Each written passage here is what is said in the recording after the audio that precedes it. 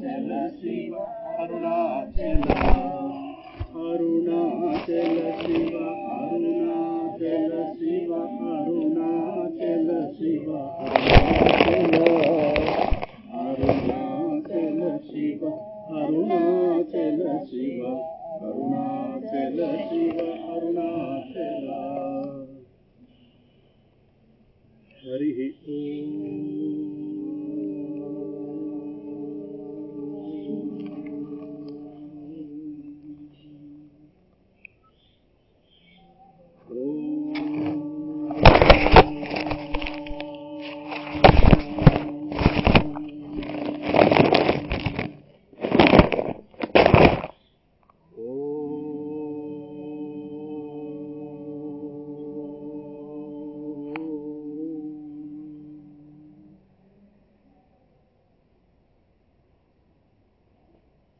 सत्यं विधातुं निजभृत्य भासितं व्याप्तिं च भूतेष्वखिलेषु चात्मनः अदृश्यतात्यद्भुतरूपमुद्वहन्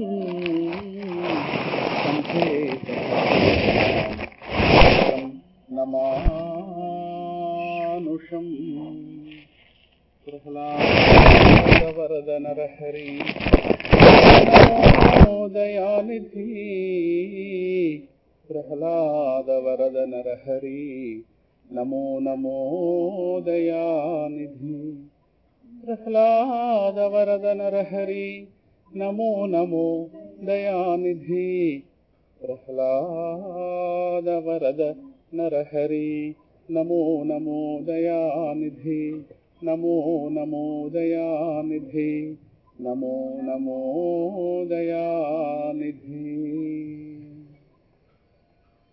श्रुति स्मृति पुराणानाम् आलयं करुणालयं नमामि भगवत्पादशङ्करं लोकशङ्करं मौनव्याख्या प्रकटित परब्रह्मतत्त्वं युवानं वर्षिष्ठान्ते वसदृषिगणैः आवृतं ब्रह्मनिष्ठैः आचार्येन्द्रं करकलितचिन्मुद्रमानन्दमूर्तिं स्वात्मारामं मुदितवदनं दक्षिणामूर्तिमीडे विश्वं दर्पणदृश्यमाननगरीतुल्यं निजान्तर्गतं पश्यन्नात्मनि मायया बहिः इव उद्भूतं यथा निद्रया यत्साक्षात् कुरुते प्रबोधसमये स्वात्मानमेवाद्वयं तस्मै श्रीगुरुमूर्तये नम इदं श्रीदक्षिणामूर्तये वन्दे श्रीरमणं पवित्रहृदयं षड्वर्गविध्वंसिनं वेद्यं योगविशारदैः प्रतिदिनं वन्द्यं सदा मानवैः तुर्यातीतपदास्थितं सकरुणं दीप्ताग्निशैलस्थितं मज्जन्मान्तरपुण्यपाकवशतः प्राप्तं प्रभुं सद्गुरुं हृदयकुहरमध्ये केवलं ब्रह्ममात्रं ह्यहमहमिति साक्षात् आत्मरूपेण भाति हृदि विषमनसा स्वं चिन्वता मज्जता वा पवनचलनरोधात् आत्मनिष्ठो भवत्वम् करुणापूर्णसुधाब्धे कबलितघनविश्वरूपकिरणावल्या अरुणाचलपरमात्मन् अरुणो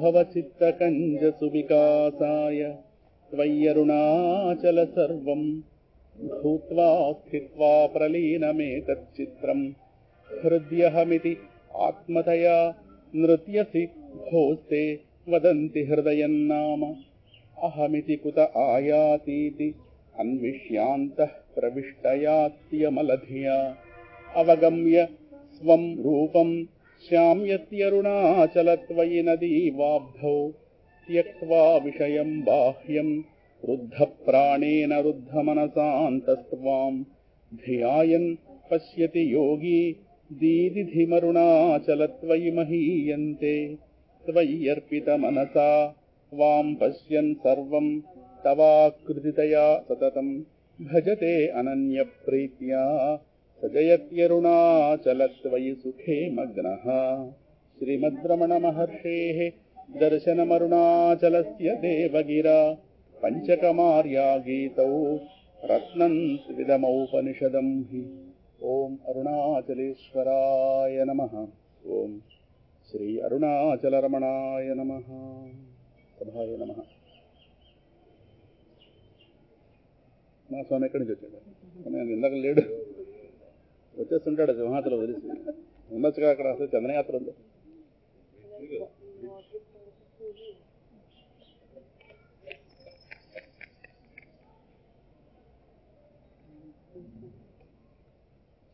వాసుదేవ మన 3 పుస్తకాలు ఒకట ఉన్నాయా? వారి కొట్టిద్దాం, వెళ్లే ముందు మర్చిపోకుండా వారి కొట్టిద్దాం. సభాయ నమః.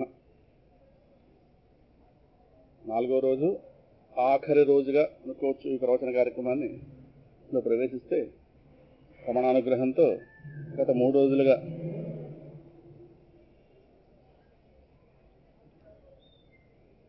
భక్తి, వైరాగ్య, జ్ఞానములు అనేటువంటి అంశాన్ని తీసుకుని వాటికి ఆధారభూతంగా 3 మహనీయుల యొక్క వాక్యాన్ని, వాళ్ళ ఆలోచన విధానాన్ని అవలంబించుకుంటూ వస్తూ నిన్నటి రోజున జగన్మిథ్య జీవో బ్రహ్మైవనాపరః అనేటువంటి శంకరుల యొక్క వాక్యాన్ని కొద్దిపాటి యథాశక్తి విశ్లేషణ చేసుకున్నాం.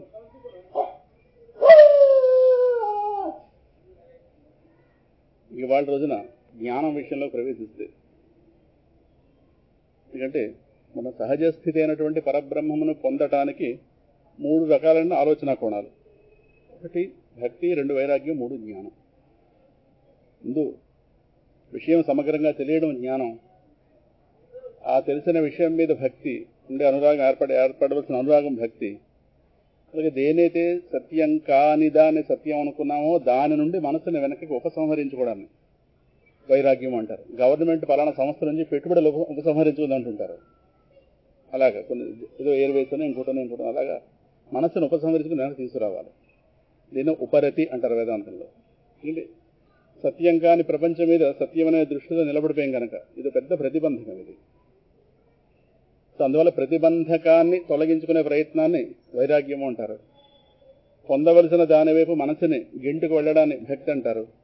ఏది పొందాలి, ఏది వదిలించుకోవాలనే అవగాహన జ్ఞానం అంటారు. ఈ 3 వేరు కాదు, విశ్లేషణ చెప్పుకుంటే అలా 3 పేర్లు వచ్చాయంత. అంతేగాని 3 ఒకే తత్వం యొక్క 3 స్వరూపాలు భక్తి, జ్ఞాన, వైరాగ్యాలు.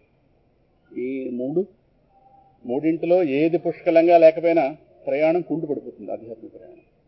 ముఖ్యంగా ఇవాళ రోజున వైరాగ్యం చాలా తక్కువగా ఉంది. అందువల్ల జ్ఞానం నిండుగా ఉన్న మహర్షి గారి యొక్క వర్క్స్ అన్ని మనకు కంఠస్థం వచ్చేసిన రమణ మహర్షి గారి కంటే మన అక్షరమాలను బాగా పాడుతున్నా, ఉపదేశారం బాగా పలకగలుగుతున్నా ఆయనలాగా అనుభూతి ఎందుకు కలగటం లేదు అంటే కారణం ఒకటి, వైరాగ్యం లేదు. వైరాగ్య సింహాసనం మీద కూర్చున్న మహాచక్రవర్తి రమణుడు. అది 17 ఏళ్ల వయసు నుంచి ఆయన దగ్గర వైరాగ్యం అన్నది ఏ విధంగా, లోకం మీద వైరాగ్యం ఏ విధంగా ఆయన ద్వారా వ్యక్తమైంది అన్నది కొంచెం సుస్పష్టంగా ఆయన యొక్క కదలికల్లో మనం, వారు కూడా ఉన్న భక్తుల ద్వారా మనం చాలా విషయాలు గ్రహించాం. ఈ వైరాగ్యం అనేది ప్రధానమైన అంశం. నేను రోజున మాట ఒకటి ఆవిష్కరించుకున్నాం. నిద్ర లేచిన తర్వాత స్వప్న ప్రపంచం విషయంలో ఎట్టి అవగాహనతో ఉంటామో, నిజమైనటువంటి అవగాహనలోకి మేల్కొంటుంటే ఈ మెలకువ ప్రపంచం ఎడలో అటువంటి అవగాహనతో ఉండాలి. దాన్ని నేను రోజున జగన్మిథ్య అనేటటువంటి వాక్యం కనుక బుద్ధికి పడితే, అంటే బ్రహ్మ సత్యం అనేది అర్థమైతే, సత్యం ఏంటనేది సుస్పష్టంగా అర్థమైతే, అదేదో నమ్మకం కాదు, అది లక్షణ సహాయంతో, సత్యం అంటే ఈ లక్షణాలు, మిథ్య అంటే ఈ లక్షణాలు, అన్ని లక్షణాల సహాయంతో పూర్తిగా అర్థం చేసుకున్నప్పుడు జగత్తు సత్యం అనేటటువంటి దానికి ఏమాత్రం కూడా సరిపడదు. కారణం లక్షణాలు సరిపోలేదు కనుక. ఇంతకాలం లక్షణాన్ని పరిశీలించకపోవడంలో ఒక భ్రమలో పడిపోయాం. ఇప్పుడు లక్షణాన్ని పరిశీలించాం గనక ఇక్కడ కళలో కనిపించినటువంటి నిధి ఎవరికి మెలకువలో వాళ్ళు కూడా రాదు, అర్థమైపోయింది ఇప్పటిదాకా. ఎందుకంటే అది కళకే పరిమితం అంతే. ఆ భూమికలో చూసాం, మెలుకున్న తర్వాత ఆ డబ్బు ఇక్కడ కలిసి రాదు. కళలో సంపాదించే డబ్బుకి మెలకువలో ఇన్కమ్ ట్యాక్స్ కట్టక్కర్లేదు. ఎస్ఆర్ఎల్ గారు సుఖపడ్డాం. కళలో నిధులు కనిపించి లేచే ఇన్కమ్ ట్యాక్స్ కట్టక్కర్లేదు. ఎందుకంటే అక్కడ కట్టుకోవాలి. ఇంకా నిద్ర కొనసాగితే అక్కడ ట్యాక్స్ కనుక్కోవాలి. మార్చి నెల అక్కడ కాబట్టి అక్కడ కట్టుకోలేమో కానీ లేచాక కట్టక్కర్లేదు. అదొక లాభం. మరి అది లాభం ఉన్నందుకు ఓ నష్టం కూడా ఉంటుంది. ఆ డబ్బు ఇక్కడ రాదు, వాడు కూడా ఉంటుంది. ఓ లాభం నష్టం, ఎందుకంటే అది అక్కడ సరే అంతే. అది అలాగే ఈ మెలకువ ప్రపంచం ఎంత గొప్పదిగా కనిపించినా మన మనసు యొక్క అవసరం తీర్చడం విషయంలో ఇది నిరుపయోగము. ఇది బాగా రక్తానికి ఎరుపు రంగు పట్టినట్టు పట్టాలి. ఇది ఆనాడే త్యక్వా విషయం బాహ్యం అన్న మహర్షి మాట మన విషయంలో సత్యం అవుతుంది. విషయాలను బయటే ఉంచి, భగవద్గీతలో కూడా స్వామి చెప్తాడు 5వ అధ్యాయం ముగిస్తూ, స్పర్శాన్ కృత్వా బహిర్బాహ్యాన్ చక్షుశ్చైవాంతరే భ్రువోః ప్రాణాపానౌ సమౌ కృత్వా నాసాభ్యంతర చారిణౌ. 5వ అధ్యాయం కర్మ సన్యాస యోగాన్ని ముగిస్తూ, స్పర్శాన్ కృత్వా బహిర్బాహ్యాన్, బయటున్న విషయాలను బయటే ఉంచి అంటాడు స్వామి. ఆయన చెప్తున్నాడు విషయాలు బయట ఉన్నాయని, మళ్ళీ బయట ఉంచి అంటారు. బయట ఉన్న వాటిని బయటే ఉంచి అంటే దాని అర్థం బయట ఉండవలసిన వాటిని లోపల తెచ్చేసుకుంటున్నాం. కారణం వాటి ఏది ఏర్పడినట్టు ఒక అపేక్ష. మనసుకి తెలుసో తెలియకో ఒక పొరపాటు మీద ఏర్పడినటువంటి ఒక అనురాగం, దానివల్ల అవి కాస్త ఇవాళ అవసరం తీర్చకపోగా ప్రతిబంధకాలుగా మారాయి. ఎక్కడ ప్రతిబంధకం అంటే ప్రపంచం భగవంతుడిని తెలుసుకునే ప్రయత్నంలో ఉన్నప్పుడు ప్రపంచం చాలా ప్రతిబంధకంగా ఉంది. అందుకే ఇవాళ రోజున ధ్యానం అనేది ఎందుకు బయలుదేరింది? కారణం ఇదే. మనసును ఒక దాని మీద నిలబెట్టడంలో తీవ్రంగా శ్రమించాల్సి వస్తుంది. కారణం రకరకాల విషయాలు మీకు మనసును పంపించడంలో ప్రయత్నం అక్కల సహజంగా వెళ్ళిపోతుంది. మనసుకి చపలత్వం లక్షణం. అందుకే మనసుని కోతితో పోల్చారు శంకరులు. చపలత్వం, అది ఏ ఒక్క విషయాన్ని స్థిరంగా పట్టుకోదు, విషయాలు మారుస్తుంటుంది. కారణం ఒకటే, దాని అవసరం నెరవేరటం లేదు ఏ వస్తువు వల్ల, అందువల్ల వెంటనే విషయాన్ని మార్చేస్తుంది. అలాగే క్షణాల మీద ఇక్కడ ఉంటుంది, మరుక్షణంలో ఇండియా వెళ్ళిపోతుంది, మరుక్షణంలో లండన్ వెళ్ళిపోతుంది, క్షణాల మీద అక్కడికి వెళ్ళిపోతుంది, ఆ కొడుకు దగ్గరికి వెళ్ళిపోతుంది, ఈ కూతురు దగ్గరికి వెళ్ళిపోతుంది. మొత్తం 5 మంది ఉంటే విదేశాలు 5 మంది దగ్గరికి క్షణాలు వెళ్ళొచ్చేస్తుంది. అంతమందికి మారుతుంటుంది, ఎక్కడా స్థిరంగా ఉండదు. మళ్ళీ ఒకసారికి వెళ్ళిన దాన్ని మీకు మళ్ళీ వెళ్ళాను కదా అని చెప్పి మనకు కాదు, మళ్ళీ రోజులో వేసారు. ఇందాకలే బుద్ధి వచ్చింది కదా, వాళ్ళ దగ్గరికి వెళ్ళకూడదని జ్ఞానం ఉంది, మళ్ళీ వెళ్తుంది. అందువల్ల దానికి ఒక స్పష్టత లేదు ఏం పొందాలన్నది.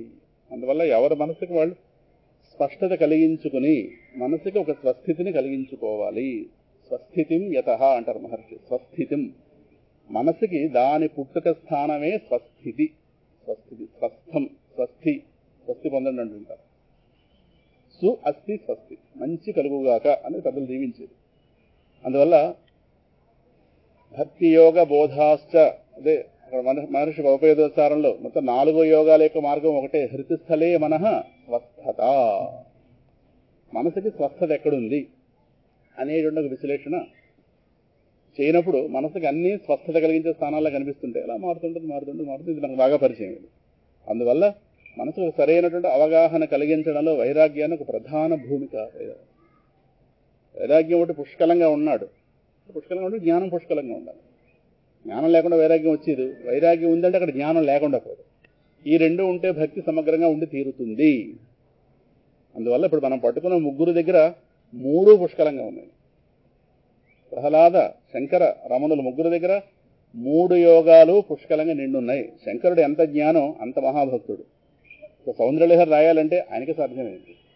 అమ్మవారిని నఖశక పర్యంతం వర్ణించాలంటే ఆయనకే సాధ్యమైంది. ఇంకొరెవరు శంకరుడు వంటి మళ్ళీ కవి బయలుదేరతారు అనుకోవడానికి లేదు. భాషా పటిమ కావచ్చు, భావ పటిమ కావచ్చు, ఆ వర్ణన విధానం కావచ్చు, శంకరుడు. ఒక దేవి స్తోత్రం రాయాలన్నా, ఒక తత్వ సంబంధమైన స్తోత్రం రాయాలన్నా దాన్ని ఆవిష్కరించేటువంటి విధానం, ఒక ఆలోచన రీతి సామాన్యుడిని సైతం అద్వైతం వైపు గెంటుకెళ్ళగలిగే ఒక చక్కటి ఆలోచన పటిమ శంకరుడి యొక్క సొంతం. అది అనుమవుతుందా? అందువల్ల కేవలం భాష్యాలకి పరిమితం కాకుండా సామాన్య జనులకు అవసరమైనటువంటి స్తోత్రాలు కూడా, దేవీ దేవతా స్తోత్రాలు కూడా ఎన్నో కోకొలలుగా మహానుభావుడు అనుగ్రహించారు. దాని తోడు చక్కటి వైరాగ్యాన్ని ప్రసాదించేటటువంటి ఒక హరిగోవింద స్తోత్రం లాంటి స్తోత్రాలు కూడా ఒక ఎలిమెంటరీ లెవెల్ అనుకోవచ్చు. దాన్ని కూడా అన్ని రకాల జనాలకు అవసరమైనటువంటి అన్ని రకాలైన ఆలోచన సరంజామాన్ని శంకరుడు అనుగ్రహించి వెళ్ళిన మాట పరమసత్యం. అందువల్ల వారి దగ్గర నుంచి జగన్మిథ్య అనేటువంటి ఆధారం బ్రహ్మసత్యం, బ్రహ్మం అనేదాన్ని లక్షణ సహాయంతో అర్థం చేసుకుని ఆ లక్షణాలు జగత్తుకు లేవు కనుక జగత్తు సత్యం కాదు, కానీ సత్యం వల్ల తెలుస్తోంది కనుక సత్యం కాకపోయినా సత్యం వల్ల తెలుస్తోంది అన్నప్పుడు దీనే మిథ్య అంటారు. ఇది ఎంతవరకు తెలుస్తుంది? సత్యము తెలియబడనంత వరకు తెలుస్తుంది. చీకటి గారు అంతవరకు ఉంటారు, వెలుగు రానంతవరకు ఉంటారు. చీకటి అనే వస్తువు వేరే లేదు, వెలుగు లేకపోవడమే చీకటి. అలాగే అజ్ఞానం అనేది వేరే లేదు, శంకరుడు భాష్యంలో. అజ్ఞానం అన్నది వేరే లేదు, జ్ఞానము లేకపోవడమే అజ్ఞానం. అజ్ఞానం అన్నది వేరే ఉంటే అది సత్యమైందని అర్థం. అజ్ఞానమే కనుక సత్యం అయితే రమణుడికి కూడా అజ్ఞానం తొలగదు. ఎందుకంటే సత్యం అన్నాం కనుక. సత్యం అంటే పోదు, నశించదు. నశించిన దాన్ని సత్యం అంటాం. కానీ కొంతమంది మహనీయులకు అజ్ఞానం నశించిందంటే అజ్ఞానం సత్యం కాదని అర్థం. మరి అజ్ఞానం అంటే వెలుగు లేమే చీకటి, వెలుగు యొక్క రాకయే చీకటి యొక్క లేమి అంతే. అంతేగాని వెలుగు చీకటిలో రెండు వస్తువులు లేవు, ఒక వస్తువే ఉంది. ఆ వస్తువు ఉండటం లేకపోవడమే రెండో వస్తువు అండి. ఇలాగ అర్థం చేసుకోవాలి. దుఃఖం అన్నది వేరే లేదు, సుఖం తగ్గిపోతేనే దుఃఖం. ఫ్యానగాలు తగ్గిపోతే వస్తాను ఒక్కపోతాను, ఫ్యానగాలు తిరుగుతుంది ఒక్కపోతాను ఎక్కడ ఉంటుంది, ఫ్యానగాలు ఉంటుండగా ఒక్కపోతాను ఉండదు. ఇది తగ్గిపోతే అది వస్తుంది. అలాగే ప్రపంచంలో ద్వంద్వాలు వేరే లేవు, ఉన్నది ఒకటే. దాని యొక్క తక్కువతనమే రెండవది. అర్థమవుతుంది కదా. అందువల్ల జ్ఞానము యొక్క లేమి, జ్ఞానము ఉన్న జ్ఞానం తెలియబడకపోవడం ఏదైతే ఉందో దానినే అజ్ఞానం అని పేర్కొన్నారు. అందువల్ల ఈ అజ్ఞానాన్ని తొలగించడానికి ఏం చేయాలి? కోల్పోయిన జ్ఞానాన్ని మళ్ళీ పొందాలి. అందువల్ల జ్ఞాన మార్గానికి సనాతన ధర్మంలో పెద్దపీఠ వేసి శంకరులు జ్ఞాన ప్రధానంగానే జ్ఞాన దృష్టితోనే భాష్యాలన్నీ అనుగ్రహించి ఈ జ్ఞానం కలగడానికి అవసరమైనటువంటి పటిమ ఉండాలి అన్నప్పుడు, మనసుకి పటిమ ఉండాలి కనుక బుద్ధికి, అదే సాధన చతుష్టయ సంపత్తి అనేటటువంటి దాన్ని ముందు ప్రాథమికంగా శిష్యుడు సిద్ధింపజేసుకుని గురువు దగ్గర కూర్చోవాలి. అది లేకుండా గురువు దగ్గరికి వెళ్తే గురువు గారు ముందు సాధన చతుష్టయ సంపత్తిని కలిగిస్తారు. ఏబిసిడీలు ఇంట్లో నేర్చుకుని స్కూల్లో చేరిస్తే వాడికి వెంటనే వర్డ్స్ నేర్పుతారు, ఎలిఫెంట్, క్యాట్ ఇవన్నీ. అవి ఇంట్లో నేర్పకుండా పంపిస్తే మరి ఏబిసిడీలు నేర్పాలంతే. అందువల్ల సాధన చతుష్టయ సంపత్తి అనంతరం అని శంకర స్పష్టంగా బ్రహ్మసూత్ర భాష్యంలో ఉంది. అథాతో బ్రహ్మ జిజ్ఞాస దగ్గర అథ అటు పిమ్మట, దేని పిమ్మట, సాధన చతుష్టయ సంపత్తి అనంతరం స్పష్టంగా భాష్యంలో. బ్రహ్మ జిజ్ఞాస, ఎంక్వైరీ ఇంటు ద బ్రహ్మన్. బ్రహ్మ పదార్థ విచారణ చేయాలంటే ముందు వాడికి ఉండవలసిన ప్రీ క్వాలిఫికేషన్ సాధన చతుష్టయ సంపత్తి, వివేకము, వైరాగ్యము, శమదమాది షట్ సంపత్తి, ముముక్షుత్వము. మోక్షం పొందాలని ఒక తీవ్ర కాంక్ష వాడి దగ్గర ఉండాలి. మోక్షం పొందకపోతే చచ్చిపోతానేమో అన్నంత స్థాయిలోకి వెళ్ళిన వాడికి అక్కడ గురువుగారు కూర్చోబెట్టి మహావాక్యాన్ని ఉపదేశిస్తారు. వేద సంప్రదాయం అయితే అంతే. వాడిని కూర్చోబెట్టి అప్పుడు బ్రహ్మం వైపు ఆలోచించలేదు.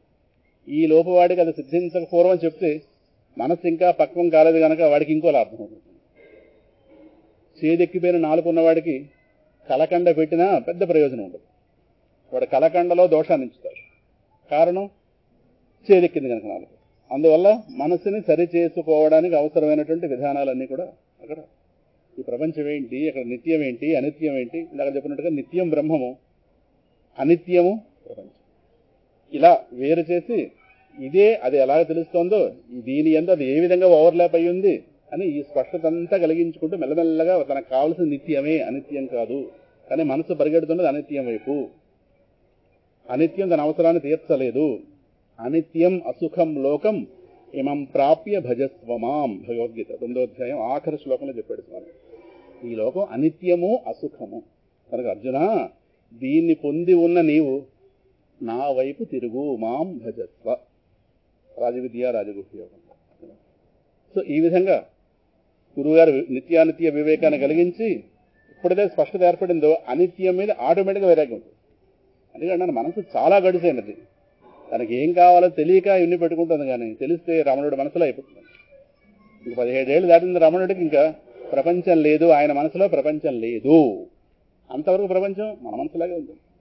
ఆయనకి ఆటపాట, మిత్రులు, శిష్యులు, వీళ్ళు వాళ్ళు అంతమంది ఎంతమంది ఉన్నారు కావచ్చు, శత్రువులు, కొట్టినవాళ్ళు, ఈయన కొట్టినవాడు ఎంతమంది ఉన్నారు కావచ్చు. ఆ తర్వాత ఆ మనసులో ప్రపంచానికి ఇసుమంత స్థానం లేదు. కారణం ఆ మనసుకి ఏం కావాలో తనకి అది అందింది. ఆ అందడంలో ఆ అందినదేదో అది ఈ ప్రపంచంలో ప్రపంచానికి పరిమితమై లేదనే జ్ఞానం కలిగింది. అదే ఇప్పుడు భగవంతుడు అనేవాడిని మనం ప్రపంచ రూపంగా తెలుస్తున్నవాడు ప్లస్ ప్రపంచ సంబంధం లేకుండా ఉంటున్నవాడని 2 భాగాలుగా అర్థం చేసుకోవాలి. ప్రపంచ రూపంగా తెలుస్తున్నవాడు ప్లస్ ప్రపంచ సంబంధం లేకుండా ఉంటున్నవాడు, ఈ 2 కలిపితే అనంతం. అర్థమవుతుందా? అందువల్ల ప్రపంచాన్ని మించి కూడా ఉన్నాడు పరమాత్మ. అందువల్ల ఆయన గారు ప్రపంచాన్ని పరిమితులు కాదు గనక ఈ ప్రపంచంతో నా అవసరం నెరవేరదు అని రమణుడికి అర్థమైపోయింది కనుక మనసును మొత్తం బయలుపడిచాడు. ప్రపంచం మొత్తాన్ని మనసులోంచి బయటపెట్టాడు. మనసు ఖాళీ అయిపోయింది. ఆ ఖాళీ అయిన మనసే అరుణాచలేశ్వరుని అనన్య ప్రీతితో ఆరాధించగలిగింది. త్వయ్యర్పిత మనసా త్వాం పశ్యన్ సర్వం తవ ఆకృతిదయా సతతం చెప్పుకుంటున్నాం పంచరత్నాల్లో. అర్థమవుతుందా? అందువల్ల మనసు పూర్తిగా ఖాళీ అవ్వాల్సినటువంటి స్థితిని సాధించుకోవడానికి వైరాగ్యం. అక్కడి నుంచి మనసులో నిగ్రహం తెచ్చుకోవాలి. బాహ్యేంద్రియాలకి, అంతరేంద్రియాలకి. బయట విషయాలు అంటే మనసుకి చాలు అనిపించాలి.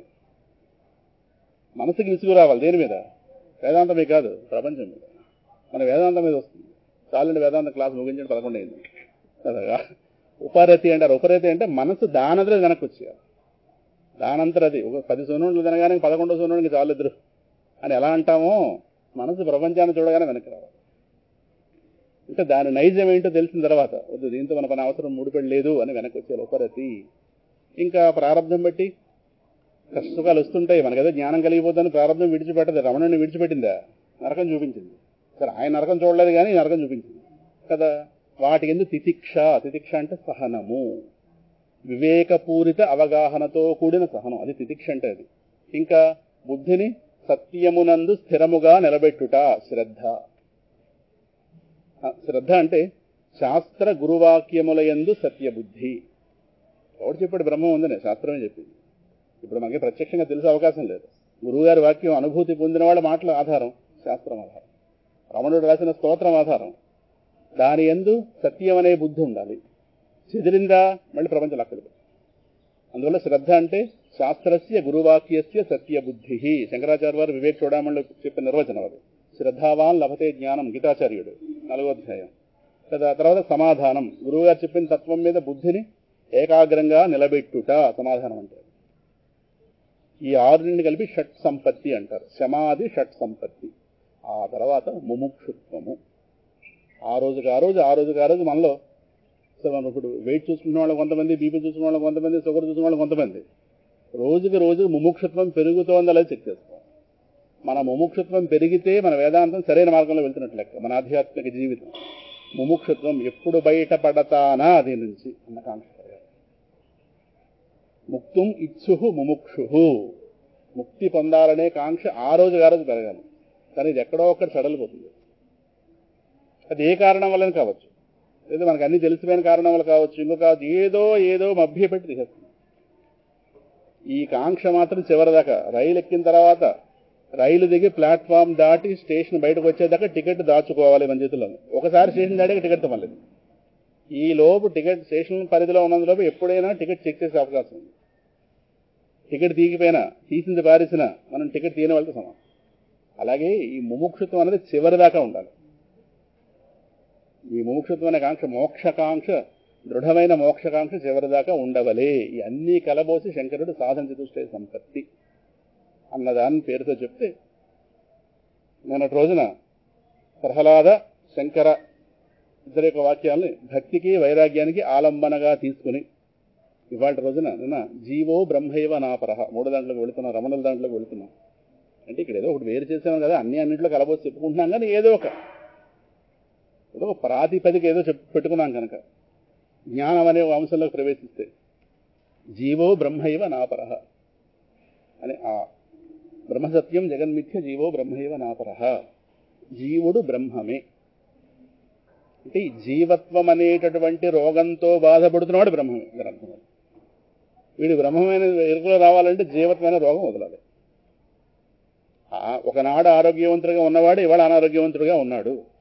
మళ్ళీ వీడు ఆరోగ్యవంతుడిగా తెలియాలంటే అనారోగ్యం పోవాలంటే పోతుంది. అందువల్ల వచ్చిన అనారోగ్యాన్ని తొలగిస్తే చాలు, ఆ ఉన్న అడుగునున్న ఆరోగ్యం పెట్టుకోవచ్చు.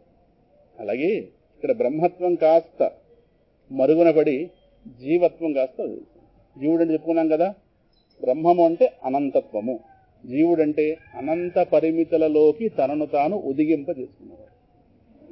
అందులో ఈ అనంత పరిమితులను పెద్ద కంగారు పడిపోకలేదు. అనంత పరిమితులు కలిపి ఒక పేరు పెడితే చాలు, ఈవిడి గారు అందాం. ఈవిడి గారు అంటే ఈవిడ. దేహం అనంత పరిమితులకు నిలయం. దీనికి ఉన్న అవసరాలు ఒకటో రెండో ఎవరికి అర్థం కాదు. దీనికి ఎప్పుడు ఇది అవసరం అవుతుందో అర్థం కాదు. దీన్ని బట్టే వ్యామోహాలు, దీన్ని బట్టే ఆలోచనలు, దీన్ని బట్టే కర్మలు, దీన్ని బట్టే కదలికలు, దీన్ని బట్టే కాంక్షలు, దీన్ని బట్టే భయాలు, దీన్ని బట్టే చింతలు. అవన్నీ ఒకటా రెండా? ఇవాళ రోజున ఇప్పటిదాకా చేసిన ఆలోచనలు లెక్క పెట్టడానికి 10 మంది ఆడిటర్లు కూర్చోబెట్టినా జనం మొత్తం రిపోర్ట్ రాదు. ఇది ఇప్పుడు చేసిన ఆలోచనలు. కానీ ఇన్ని ఆలోచనలకి కేంద్రం ఈవిడి గారి దగ్గర బయలుదేరింది కదా. ఆ దేహ బుద్ధిని ఆధారం చేసుకుని బయలుదేరింది. అందువల్ల జీవుడు, ఈ జీవుడి గురించి విశ్లేషణ చేయడంలో ముగ్గురు మహనీయులు ఒక సత్యాన్ని ఆవిష్కరించారు, కానీ ఒక్కొక్కరు ఒక్కొక్క దగ్గర నుంచి చెప్పారు. అలా తీసుకున్నాం భూమిక.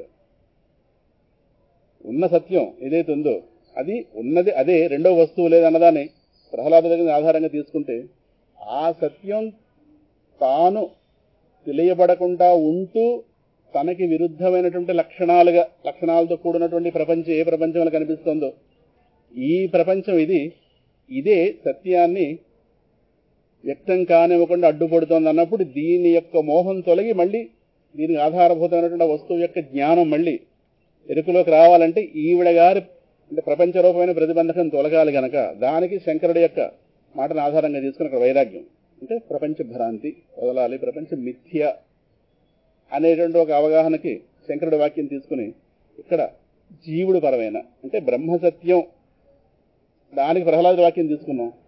జగన్ మిథ్య అన్నదానికి శంకరుని ఆధారంగా తీసుకున్నాం. ఇంకా జీవ బ్రహ్మైవ నాపరహ అన్నదానికి ఇక్కడ రమణను తీసుకుంటే ఎవడి జీవుడు? జీవుడు ఎవడంటే వీడిని ఎలా లాగాలి? జీవుడు అంటే పరిమితుల్లోకి తనని తానయిన దానిని మరచి తాను కాని వాటిగా తనను భ్రమపడేవాడిని జీవుడు అంటారు. నేను ఒక మాట చెప్పుకున్నాం కదా, 2 భ్రాంతులు పుష్కలంగా ఉంటే వాడిని జీవుడు అంటాం. ఒకటి దేహాత్మ భ్రాంతి. ఏ దేహం అయితే ఇవాళ మనం అనుకుంటున్నామో అంటే తన నిజస్వరూపం కాని దేహాన్ని తన నిజస్వరూపాన్ని ఫిక్స్ చేశారు. మొదటిది. రెండోది, ఈ దేహాత్మ భ్రాంతి చేత సత్యమని తోపింపచేయబడి సత్యమని చెప్పబడే ప్రపంచాన్ని సత్యం అనుకున్నారు. అంటే ఈ ప్రపంచం మహర్షి అవుట్లుక్ డిఫరెంట్గా. నిన్న మాట చెప్పుకున్నాం, ఈ జీవుడు అనేవాడిని వీడిని ఎక్కడి నుంచి వీడిని ఎలా అర్థం చేసుకోవాలంటే వీడిని 3 అవస్థల పరంగా అర్థం చేసుకోవాలి. మనం ఒకటే కానీ 3 అవస్థలుగా ఉన్నాం. ఇదే శాస్త్రంలో అవస్థాత్రయ ప్రక్రియ. మహర్షి దీన్ని బాగా విచ్చలవిడిగా వాడుకున్నారు. దీన్ని ఆయనకి బాగా ఇష్టం. అటు శంకరుడికి కావచ్చు, రమణ మహర్షి గారు కావచ్చు, అవస్థాత్రయ ప్రక్రియ అంటే కొన్ని ప్రక్రియల సహాయంతో సత్యాన్ని మనకి వంట పట్టించే ప్రయత్నం చేస్తుంది శాస్త్రం. ఇందులో కార్యకారణ ప్రక్రియ, పంచకోశ వివేక ప్రక్రియ, అవస్థాత్రయ ప్రక్రియ ప్రధానమైనవి. ఈ అవస్థాత్రయ ప్రక్రియ అదే జాగ్రత్త, స్వప్న, సుషుప్తి. అంటే మనం ఏంటన్నది మనకున్న భ్రాంతులు వడ్డాన్ని నేను మాట చెప్పుకున్నాం కదా, కేవలం మన మెలకువని మనకి అందరికీ మెలకువ పక్షపాతం, మనందరికీ మెలకువ పక్షపాతం. వచ్చే వాళ్ళకి పక్షపాతాలు కూడా మెలకువలోనే వస్తాయి. అది వేరే సంగతి. మనందరికీ మెలకువ పక్షపాతం. ఏదో మిగతా 2 అవస్థలు లేనట్టు కేవలం ఇదే ఉన్నట్టు దీన్ని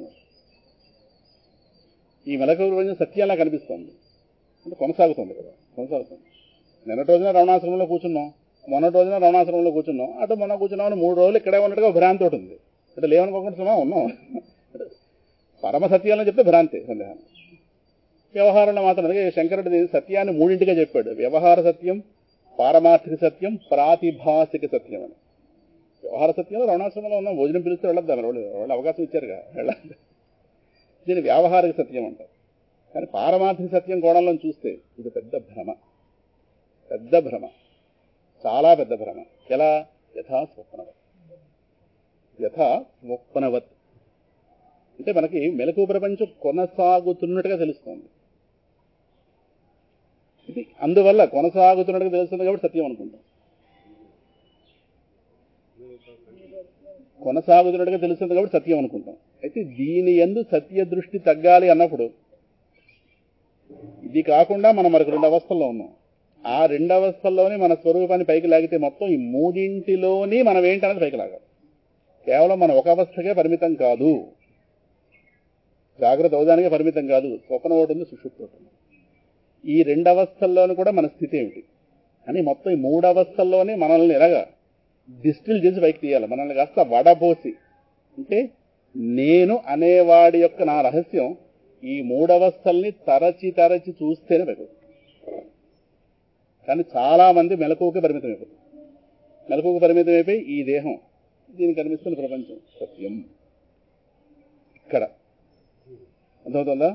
ఇక్కడ మహర్షి విశ్లేషింపజేసి మనలోకే మనం చూసుకునేటట్టుగా చేసే ప్రక్రియ అవస్థాత్రయ ప్రక్రియ. మనలోకి మనం, మన వైపు మనం, మనలోకి మనం చూసుకునేటట్టుగా చేసేది అవస్థాత్రయ ప్రక్రియ. అవస్థలంటే పరిమితంగా ఉన్నామని అర్థం.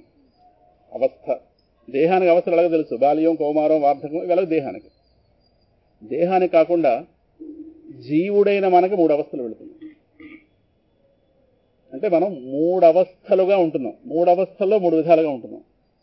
ఒకటి, దీన్ని బుద్ధి ఎక్కడైతే ప్రచోదనంతో ఉంటుందో, బుద్ధి ఎక్కడైతే తెలివితో ఉంటుందో, పూర్తి తెలివితో ఉంటుందో దాన్ని మెలకువ అంటారు. బుద్ధి అలర్ట్గా ఉంది. ఇక్కడ ఇదో వెనకాతలు నెమలు వచ్చి నిలబడింది, బుద్ధి అలర్ట్గా ఉంది కదా. బుద్ధి పూర్తిగా ప్రచోదనంతో ఉన్న స్థితిని మెలకువ అంటారు. అంటే ఇవన్నీ బుద్ధి పరంగా పెట్టిన పేర్లు. బుద్ధి సగం తెలివితో ఉంటాయి, దాన్ని సుషుప్తి అంటారు. సగం తెలివితో సుషుప్తి, స్వప్నం. బుద్ధి పూర్తిగా పడుకుంటే సుషుప్తి. బుద్ధి పూర్తిగా వెలుగుతూ ఉంటే, ప్రకాశంతో ఉంటే మెలకువ.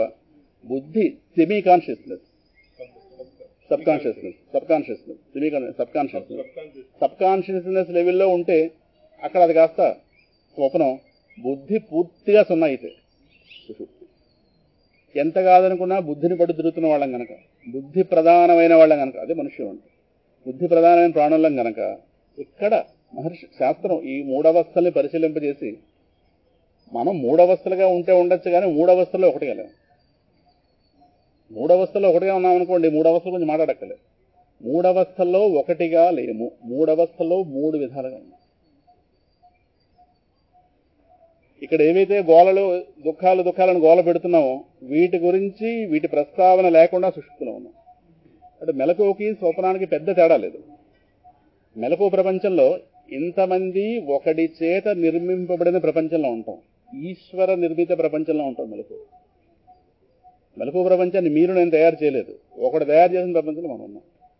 అందువల్ల మెలకువ ప్రపంచ నియమం ప్రకారం ప్రస్తుతం మనందరం రమణాశ్రమంలో ఉన్నవాళ్ళమే. ఇంకో నిర్వచనం చెప్పే అవకాశం.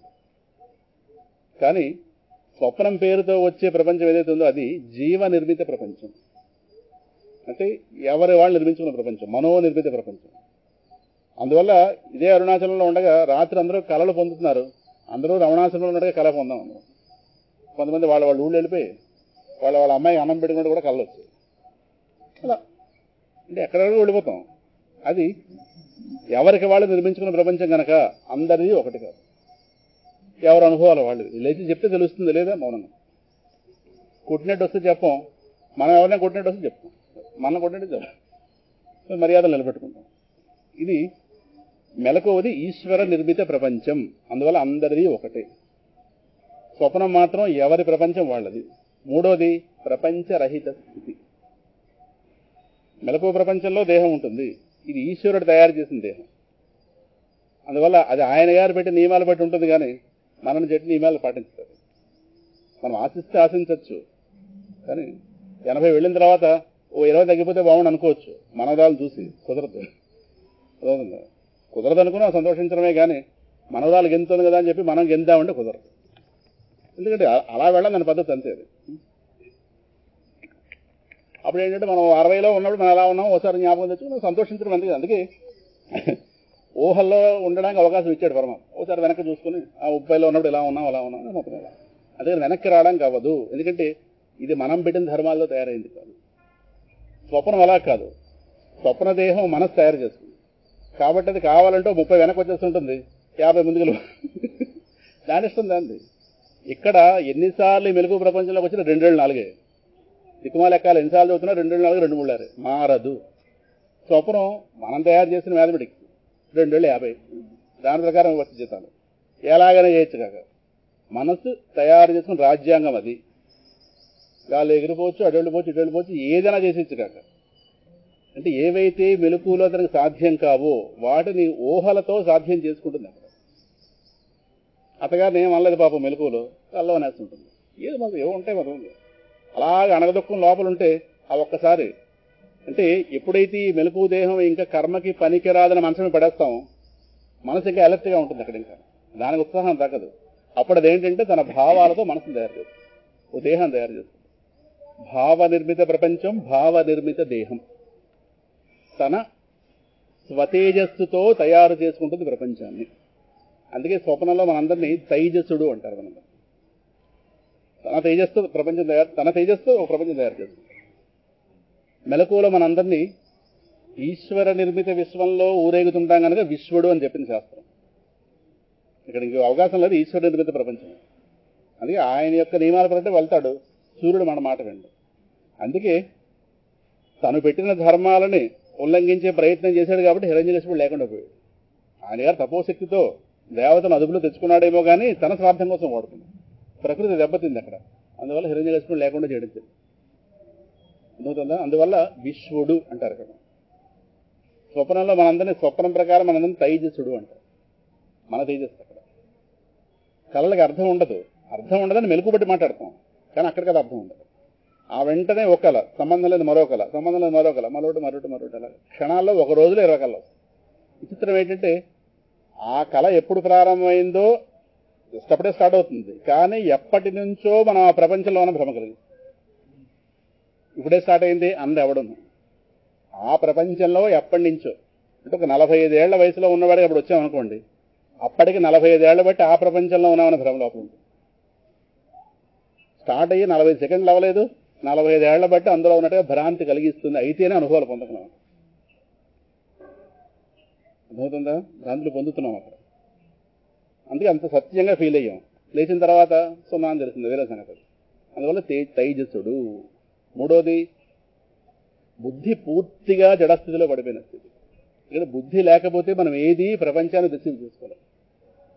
ఏది కూడా బుద్ధి, ఈ దేహంతో మనకున్నటువంటి సంబంధం, ఈ రెండు పూర్తిగా జడమైన స్థితి. ఇది సుషుప్తి. అంటే ఏవైతే మెలకువలో నానా రకాల గోళలుగా మనకు కనిపించిందో, అనేక రకాల దుఃఖాలుగా, అనేక రకాల సమస్యలని మొత్తం ఎన్నిగా ఒక దేహం, ఒక ప్రపంచం, వీటన్నిటి రూపంగా ఒక వ్యవస్థ కనిపించిందో మెలకువలో, ఈ వ్యవస్థ సుషుప్తిలోకి వచ్చేసరికి లేనిదిగా తెలుస్తుంది. అంటే మనలోనే పూర్తిగా భిన్నత్వం. మన యొక్క 3 అవస్థల్లో 2 అవస్థలు ఒకలా చెప్పచ్చు, పెద్ద తేడా లేదు మెలకువ స్వప్నానికి. కానీ సుషుప్తి మాత్రం ఎంటైర్లీ డిఫరెంట్గా తెలుస్తుంది. అంటే రోజు నిత్యానుభవంలో ఉందేమో కానీ ఒకడు పరిశీలింపజేస్తే కానీ పరిశీలించలేము. ఏదో పడుకుంటాం, లేచిపోతాం అంతే. లేచి లేవగానే వెంటనే దేహబుద్ధి వచ్చేస్తుంది కనుక అప్పటిదాకా మనకి లేని దేహధ్యాస వెంటనే వచ్చేస్తుంది. ఇంకా అది ఎలా ఆలోచింపజేస్తే అలా వెళ్ళిపోతాం తప్పించి అయ్యో ఇప్పటిదాకా ఈ దేహధ్యాస లేదే అని ఆలోచించనివ్వదు. వ్యవస్థ అలాంటిది, చాలా వేగంగా వెళ్ళిపోతుంది. టైం చూడగానే అయిపోతుంది. ఇంకా క్యారేజీలు కట్టాలి, ఈయన ఆఫీస్కి పంపించాలి, ఏదో పోవాలి, 10 మనిషి రావాలి, తలుపులు తీయాలి, పాల ప్యాకెట్లు వస్తాయి, ఏదో ఎవరి గోల వాళ్ళకు ఉంది.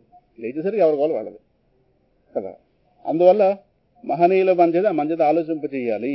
అంటే ఏదైతే తెల్లవారేసరికి మనకి ఏ దేహం అయితే స్వరూపంగా తెలుస్తుందో, ముందు దేహం దగ్గర నుంచి మహర్షి అవుట్లుక్ డిఫరెంట్గా ఉంటుంది. చాలామంది అంటే ఇక్కడ రకరకాల సిద్ధాంతాలు బోళ్ళు వెళ్ళారు, అవన్నీ మహర్షి చెప్పారు. ప్రపంచంలో దేహము, ప్రపంచంలో దేహాలు చాలామంది ఇలా చూస్తాం. ప్రపంచంలో నేను, ప్రపంచం అంటూ ఉంటే ప్రపంచంలో నేనని మెలకువ భావంతో చాలామంది చూస్తాం. నిజంగా మనకు మెలకువ పక్షపాతం. అందువల్ల ఈ ప్రపంచం ఎప్పటి నుంచో ఉంది, అందులోకి నేను వచ్చాను. ఈ మాట మాట్లాడుతున్న దేహదృష్టితో, పూర్తి దేహదృష్టితో మాట్లాడతాను. ఈ దేహంగా నేను ఫలానా వాళ్ళకి పుట్టాను, ఈ నన్ను కన్నవాళ్ళు లేకపోతే ప్రపంచం ఉంది, మా తాత ఫోటో అది, మా ముత్తాత ఫోటో అది, ఆ ముత్తాత గారి ఫోటో అది, మొత్తం మీద ఇంట్లో 20 ఫోటోలు ఉంటాయి. వాళ్ళందరూ ఉన్నారు కాబట్టి ఫోటోలు పెట్టారు కదా. అందువల్ల ఈ ప్రపంచం ఎప్పటి నుంచో ఉంది, ఈ ప్రపంచంలో నేను వచ్చాను, నేను వెళ్ళిపోయిన తర్వాత కూడా ప్రపంచం ఉంటుంది. ఇదంతా కూడా మెలకువ ప్రపంచ పక్షపాతంతో మాట్లాడతాం. సత్యం కాదా అంటే వ్యవహారిక సత్యం. సత్యం కాదన్నాం అనుకోండి, ఎవరు పెద్దల గౌరవం ఎవరు ఎప్పుడు. వ్యవహారిక సత్యం. పెద్దవాళ్ళకి ఇప్పటికి గౌరవాలు తగ్గిపోతున్నాయి. ఈ మాట కూడా చెప్పామనుకోండి అసలు పోతున్నాయి. అదే వ్యావహారిక సత్యం అన్నది. సత్యాన్ని కూడా శంకరుడు పారమార్థ సత్యం మళ్ళీ 3 ఏంటి? సత్యం అంటే ఒకటేగా, సత్యం అంటే ఒకటైనా మళ్ళీ 3 చెప్పాడు మహానుభావుడు. అంటే ఆయన కూడా పాపం తగ్గాల్సిన పరిస్థితి వచ్చింది. సత్యం అంటే ఒకటే అన్నవాడు, మళ్ళీ సత్యం 3 ఏంటి? మళ్ళీ వ్యవహారిక సత్యం, పారమార్థ సత్యం, ప్రాతిపదిక సత్యం. ఎందుకంటే ఇంతమంది ఒక్కసారి అజ్ఞానం వదిలేకి సిద్ధంగా లేవు. కానీ అజ్ఞానంలో భాగమైన ప్రపంచం తెలుస్తుంది ఇంతమందికి. ఇందులో గౌరవాలు ఉన్నాయి, మర్యాదలు ఉన్నాయి, ఒకరినొకరు చూసుకోవాలి, జాగ్రత్తగా బాధ్యతలు ఉన్నాయి, పెద్దరికాలు చిన్నరికాలు మొత్తం ఏమున్నాయిగా ఇవన్నీ సరిగ్గా అర్థం కాలేదని ఎత్తిపెడేస్తారు ముందు. అటు జ్ఞానము పొందరు, ఇటు ఇవే ఎత్తిపెట్టేస్తారు. ఈ ఒక సంక్లిష్టమైన పరిస్థితుల్లో పడిపోతుందని మెల్లమెల్లగా జ్ఞానంలో తీసుకెళ్ళాలి. కంటికి ఆపరేషన్ అయిన వాడు ఒకసారి ముచ్చటపడి సూర్యుడిని చూసేస్తే ఇంకా వాడి కంటికి ఆపరేషన్ చేయాల్సిన పని లేదు, ఇంకా కూర్చోవడం సూరదాసులో మూలన. అందువల్ల మెల్లగా కళ్ళిప్పాలి, మెల్లగా మెల్లగా మెల్లగా. అలాగే అజ్ఞానం చేత నేత్రాలు మూతపడిపోయినాయి, మెల్లగా విప్పుకుంటూ రావాలి. అందువల్ల ఈ మర్యాదలు కాపాడుకుంటూ జాగ్రత్తగా ఒక పక్క వ్యవహార సత్యంలో భాగమైన ప్రపంచాన్ని ఒక పక్క దీన్ని మర్యాద ఇస్తూనే మెల్లమెల్లగా దీన్ని తీసుకుంటూ రావాలి. ఇలాంటి ఒక చక్కటి ప్రక్రియ శంకరుడు అవలంబించాడు. అందువల్ల స్వప్నంలో వ్యవహారం ఇది సుశుద్ధి దగ్గరికి వచ్చేసరికి చాలా మంది మెలకువ ప్రపంచంలోకి మనం వచ్చి వెళ్ళాము. దీన్ని సృష్టి దృష్టివాదం అన్నారు మహర్షి. నీ సహజ స్థితిలో ఉండు, ఆ పుస్తకంలో వస్తాయివన్నీ. సృష్టి దృష్టి అంటే సృష్టిలో భాగంగా నేనున్నాను, నేను సృష్టిలో పార్టిసిపార్ట్, కొంతవరకు సత్యం. కానీ రెండో సిద్ధాంతం ఉంది మహర్షి. మొదటిది పెద్ద ఇష్టం కాదు, రెండోది ఇష్టం. దృష్టి సృష్టివాదం. చూడబడేది ఉంటే చూచేవాడు ఉన్నాడు మొదటిది. రెండోది చూచేవాడుంటే చూడబడేది ఉంది. దృష్టి సృష్టి. దీనికి ఆలంబన సుషుప్తి. అంటే అటు నుంచైనా ఆలోచించేది, ఇటు నుంచైనా ఆలోచించవచ్చు. కానీ మహర్షిని అడిగారు రెండింటిలో ఏది ఉత్తమం అని. పట్టుకోగలిగితే సుషుప్తి నుంచి చూస్తేనే తేలిక. అంటే ఈ ప్రపంచం యొక్క ఆగడం తగ్గాలి అన్నప్పుడు ఇటు నుంచి చూడడమే మంచిది. కానీ అది అందరికీ పట్టదు. కారణం మెలకువ పక్షపాతం చాలా ఎక్కువ. మనకి చాలా మనకి తక్కువనా ప్రపంచం పట్టించేస్తుంది. ప్రపంచంగా ఉన్న బలం ఎంత అంత కాదు, అతి బలీయం ప్రపంచం. అది మన నోటి సత్యం అనిపింపజేసేస్తుంది. అది ఏదో నెపంగా పక్కింటి ఆవిడో పైంటి ఆవిడ కింద దిగి పని కట్టుకుని అనిపించి పెగిలిపుతారు. ఉన్నారు కదా వీళ్ళందరూ రమణులా కాదు, విశ్వరమణులు. పట్టించిపోతారు ఎంతమంది. వదినా నీకు ఆ చీర తీయలేదా అంటారు. ఆ బీరోళ్ళ చీర తీస్తారు. అవును నేనే కనుక లేకపోతే నీకు చీర ఎక్కడి నుంచి వచ్చిందా? కరెక్టే, ప్రపంచంలో నేను ఎక్కడి నుంచి వచ్చానంటారు. కరెక్ట్, ప్రపంచం ముందని చెప్పు. అయిపోయిందా? పైకి వెళ్ళిపోతారు. అయిపోయింది. రాముడు ఎంత కష్టపడి చెప్పింది 10 నిమిషాల్లో పోతుందండి.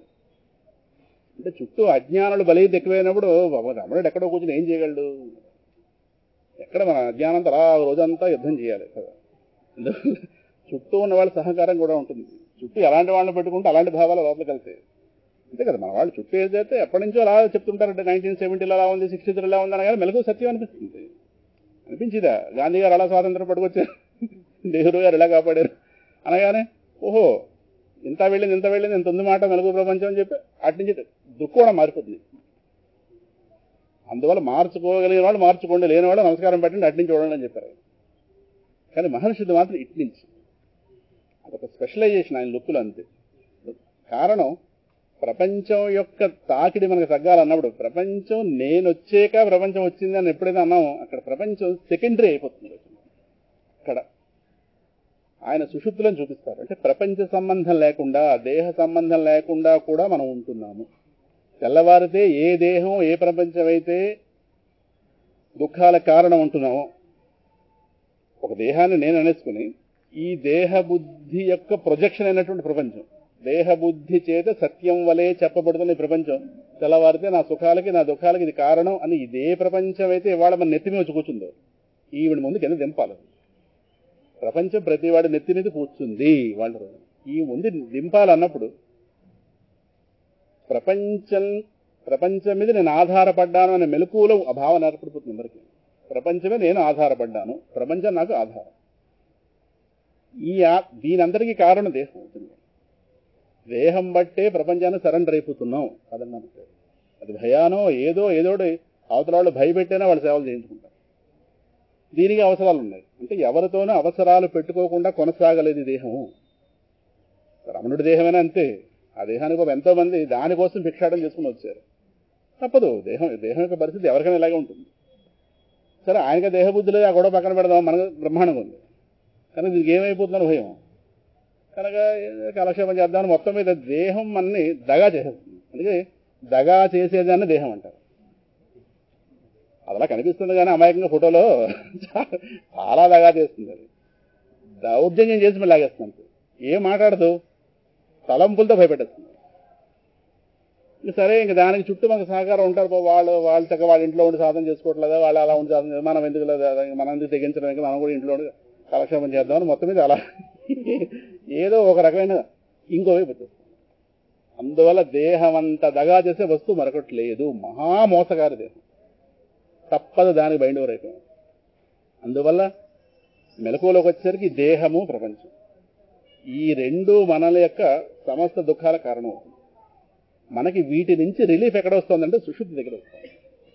అంటే వీటి సంబంధం లేకుండా మనం ఉన్న స్థితి, దాన్ని మనకు బోధపరచడంలో మహర్షి చాలా శ్రద్ధ చూపించారు. చాలా చాలా చాలా చాలా ఉన్నత నలుపతి గ్రంథం తీసుకున్నా, ఉపదేశాలను తీసుకున్నా, ఆయన యొక్క ఆలోచన విధానం అంతా కూడా అంటే ఆ రెండింటి సంబంధం లేకుండా కూడా మనం ఉన్నాము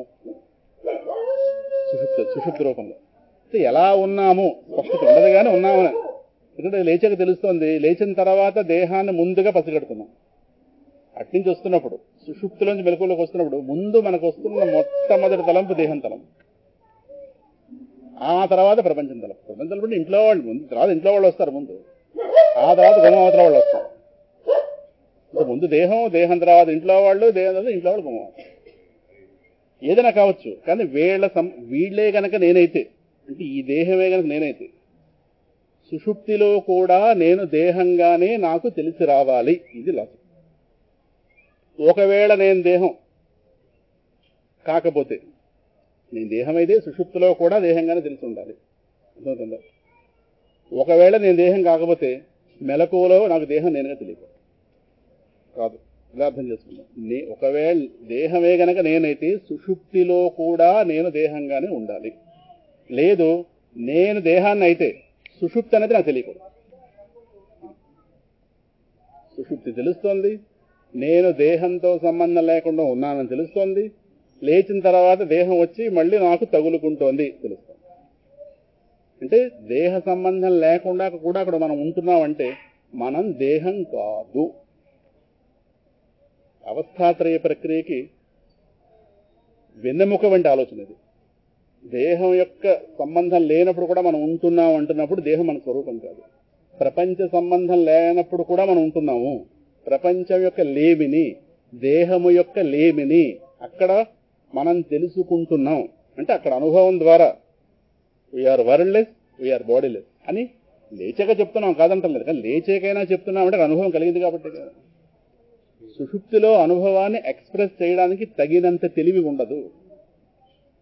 అనుభవం కలగడానికి అవసరమైన తెలివి ఉంటుంది కానీ ఎక్స్ప్రెస్ చేయడానికి తెలివి ఉండదు. చాలా మంది అంటున్నారు సుషుప్తిలో తెలివి సున్నా అయిపోతుందని. ఒకవేళ తెలివి సున్నా అయిపోయింది అనుకోండి, ఈ అనుభవం కూడా ఉండదు. లేచాక మనం నాకు అక్కడ దేహం గోల లేదు.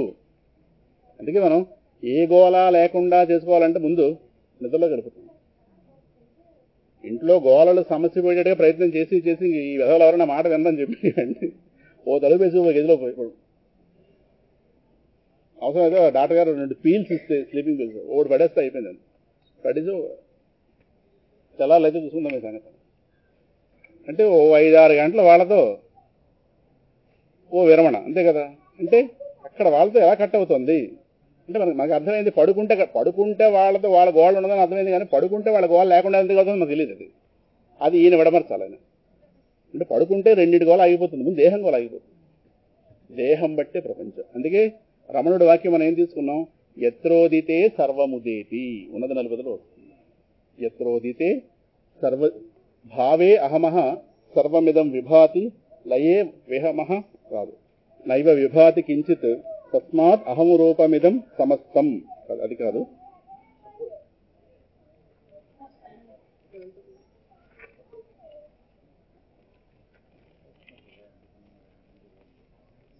నవక్తి దేహోహమితి ప్రసుప్తౌ నకోపి నాభోవమితి ప్రవక్తి యత్రోదితే సర్వముదేతి తస్య ధియాహమః శోధయ జన్మదేశం. ఉన్నత 40లో 24వ శ్లోకం. నవక్తి దేహం అహం ఇది. ఎవరి దేహము నేను అని అనదు. అంటే నేను అనేది దేహం కాదు. నేను అనేటటువంటిది దేహం కాదు. సామాన్యంగా ప్రతి వ్యక్తిని చూడగా నేనన్నది వస్తుంది. సామాన్యంలో దేహమే మనం అట్రాక్ట్ చేస్తుంది కనుక ముందు దేహమే నేను అంటోంది అనుకుంటాం మనం. కానీ ఈ దేహం నేను అనదు అని ఎప్పుడు తేలుతుందంటే రెండింటి దగ్గర తేలుతుంది. ఒకటి చావు దగ్గర తేలుతుంది. అంటే అప్పటిదాకా వేదాంతం చెప్పద్దంటే పోయినవాడికి ఇంకేం చెప్తాం, ముందే చెప్పాలి. అక్కడ ఎలాగో తెలుస్తుంది. రెండోది సుషుప్తిలో వాడు బాగా నిద్ర పట్టింది అనుకోండి, వాడు పక్కనే ఉండి మన చాడీలు చెప్పుకున్నా వాళ్ళు లేవడు. కానీ అలా చెప్పకుండా సుమా ఈ మధ్య ఒక ఆవిడ ప్రమాదం జరిగింది. ఆవిడ పడుకుంటూ పోయింది అనుకుని మాట్లాడుకున్నారు పక్కన. ఆవిడకి అన్నీ వినిపించి ఆ పక్క ఆవిడకి వెళ్ళాలి లేదు చెప్పింది. మా ఇంట్లో జరిగింది. అందువల్ల కొంచెం జాగ్రత్త ఉండాలి. ఇప్పుడు కళ్ళు మూసిన వాళ్ళందరూ పడుకున్న వాళ్ళు కాదు. పడుకోవడానికి కన్ను మూయక్కర్లేదు. కన్ను మూయిపోయినా పడుకోవడం ఎక్కడంటే సత్సంగం. అడిగి చెప్తే చెప్పుకున్నట్టే ఉంది. ఆవిడ అక్కడ పెట్టుకుని మాట్లాడుకున్నారు. ఆవిడ అన్ని పోసకొచ్చినట్టు చెప్పి లేచిన తర్వాత తెలివేసి ఉంది. ఆ తల్లి కూతురు మాట్లాడు ఇలా ఉంటాయి సార్. అందువల్ల ఒక నిర్ణయానికి రాలేము పడుకున్నారు లేదు అని. ఏం చెప్తాం, పడుకున్నారా లేదని అడిగాం అనుకోండి కూర్చుంటారు. ఇంకా మనం మాట్లాడుకోవడం ఉండదు. అందువల్ల మరి ఏది మరి కొంతమంది సౌకర్యం ఉంటుంది, గురకు ఉంటుంది అంటే పడుకున్నట్టు లెక్క. అది కొంత అదృష్టం. అది అందరూ అలా పెట్టరు కదా, కుదరదు. అందువల్ల మనం జాగ్రత్తగా ఉండాలి. అందువల్ల అక్కడైనా తేలాలి. నిజంగా వాడు పడుకున్న వాడి దగ్గరే గనక మెలకువలో ఉన్నవాడి దగ్గర వాడి మీద చెడ్డ చెప్పుకుంటే వాడు ఒప్పుకోడు. నేననే స్పందన అక్కడ ఉండదు. అది అదృష్టం. అది ఇప్పుడు అదే మన చాడీలు చెప్పుకోవాలంటే ప్రపంచం అంతా గురకలు పెట్టారు. మాట్లాడించారు కర్మ ఏమి ఆ పక్క గదిలో పోయి మాట్లాడుకోవచ్చు కదా, ఇప్పుడు ఎక్కడ మాట్లాడాలి. అందువల్ల నిద్ర పట్టిన వ్యక్తి దగ్గర చాడీ చెప్పిన వాళ్ళు లేవటం లేదు. అక్కడ నేనున్న స్పందన లేదు. నేనున్న స్పందన ఉందో ఇంద్రియం వినేస్తుంది. వినిసిందా లేచి కొనే కూడా ఏదైనా జరుగుతుంది కదా. అందువల్ల నవక్తి దేహోహం ఇది, దేహము నేను అంటే నేను అని అంటున్న దేహం కాదంటారు మహర్షి. ప్రసుప్తౌ అంటే గాఢ నిద్రలో, కహ అపి నా అభూవం ఇది నా ప్రవక్తి. అద్భుతమైనటువంటి మెలకువ దేహము నేను అనదు. నెంబర్ 1. సుషుప్తిలో నేను లేను అని ఎవడు అండు. ప్రసుప్తౌ కహ అపి ఎవడున్ను, యూనివర్సల్. ఇది యూనివర్సల్. నా అభూవం ఇది నేను లేను అని నా ప్రవక్తి. అంటే ఇప్పుడు ఈ నేను అనేది ఎక్కడి నుంచి వస్తుంది? గాఢ నిద్రలో లేనని ఎవడు చెప్పడు అంటే వాడు ఉన్నాడు. మెలకువ దేహమా నేను అంటే దాని అర్థం ఏంటంటే నేను అంటున్నది దేహం కాదు, నేను అంటున్నవాడు దేహం కన్నా భిన్నంగా ఉన్నాడు అని మహర్షి గుర్తింపజేసే ప్రయత్నం. ఎవడైతే దేహ సంబంధం లేకుండా కూడా సుషుప్తిలో, దేహ సంబంధం లేకపోయినా, దేహ సంబంధం లేదనగానే ప్రపంచ సంబంధం లేదని ఇంప్లైడ్. అది ముందు ఆగేది ప్రపంచం, ఆ ప్రపంచాన్ని ఆపేది దేహం. ఆ దేహ సంబంధాన్ని పక్కకి పెడితే అప్పుడు కాస్త మనం అవుతాం. ఆ మనమైన మనం ఏంటో మనకు తెలియదు. అదేదో అందుకే దాన్ని ప్రసుప్తి అన్నారు. అంటే అక్కడ సుషుప్తిలో మన పేరు ప్రాజ్ఞుడు. విశ్వడు, తైజసుడు, ప్రాజ్ఞుడు. ప్రాజ్ఞుడు అంటే చాగంటి వారు 2 రకాలుగా చెప్తుంటారు. ఎంత బాబా అందంగా పలుకుతారు. మీరు అందరూ ప్రాజ్ఞులు అంటుంటారు. 2 అర్థాలు ఉన్నాయి అక్కడ. అడిగితే అడగపోతే వ్యంగ్యం, అడిగితే మీ అందరూ జ్ఞానం లేదు. ప్రాజ్ఞుడు 2 అర్థాలు. ప్రకృష్టమైన అజ్ఞ, అజ్ఞ ప్రాజ్ఞ 2 అర్థాలు. ఒక వ్యుత్పత్తి బ్రహ్మాండమైన అజ్ఞానం, అది ప్రాజ్ఞ. అది సరిపోతుంది సుషుప్తికి. ప్రజ్ఞావంతుడు కాబట్టి ప్రాజ్ఞుడు. అది తెలివితేటలు బట్టి వాడతారు. అది ఇప్పుడు ప్రాజ్ఞుడు అనేది ఏంటి? సుషుప్తిలో కూడా తాను ఉన్నట్టుగా తెలిసినటువంటి వాడు ప్రాజ్ఞుడు. అది రమణుడు. ఆయన 3 అవస్థలు సాక్షిగా చూశాడు. మనం సుషుప్తిలో చూడలేము. మనం ఏ అవస్థ వస్తే ఆ అవస్థ వేషం వేసేస్తుంటాం. అర్థమవుతుందా? ఇక్కడో చీర కడతాం, పడుకోగానే ఇంకో చీర వస్తుంది ఒంటి మీకు. ఆ చీరతో అక్కడ ఊరేగుతాం కదా. దాని డ్రైవాష్ కేసులాగా మళ్ళీ చీరలో మేలుకుంటాం. ఏదో రకరకాల ఏదో పోలా. అంటే అవస్థలు మనల్ని అపహరించుకుపోతున్నాయి. అవస్థల విషయంలో మన స్వతంత్రత లేదు. అర్థమవుతుంది? మన మీకు వచ్చి మారుతాయి. 3 అవస్థలు ఎట్ ఏ టైం ఎగ్జిస్ట్ అవ్వవు. ఒక అవస్థ ఉన్న సమయంలో 2 అవస్థలు ఎక్కడో దాంకుని లేవు. ఒక అవస్థే మరొక అవస్థగా మారుతుంది. అందుకే మెలకు ఉన్నప్పుడు రాత్రి కళ ఎక్కడో ఉంది అనుకోకూడదు. కానీ ఒక పెద్ద భ్రాంతిలో ఉంటాం. ఏం తెలిసిన స్వప్న విషయంలో మన భ్రాంతి ఉండదు, కానీ ఆగిపోయింది కాబట్టి. మనం స్వప్నంలో ఉన్నప్పుడు కూడా మెలకు ఎక్కడో కొనసాగుతుంటుంది అనే భ్రాంతి ఉంటుంది. మన గాఢ నిద్రలో ఉన్నప్పుడు కూడా మెలకువ ప్రపంచం అక్కడ కొనసాగుతుంటుంది. అంటే సుషుప్తిలో అనుకోం కానీ లేచిన తర్వాత భ్రాంతిలో పడుతుంది. ఎందుకంటే ఇంట్లో వాడు మంచి దువ్వు అనిపించేస్తారు. వాళ్ళు సినిమాకి వెళ్తారు సెకండ్ షోకి, తలుపు వేసుకో అమ్మ అంటారు, తలుపు వేసి పడుకుంటాం. 1 గంట తలుపు కొడతారు. 9 నుంచి 1 గంట ఒంటి మీద తెలివి ఉండదు మనకి.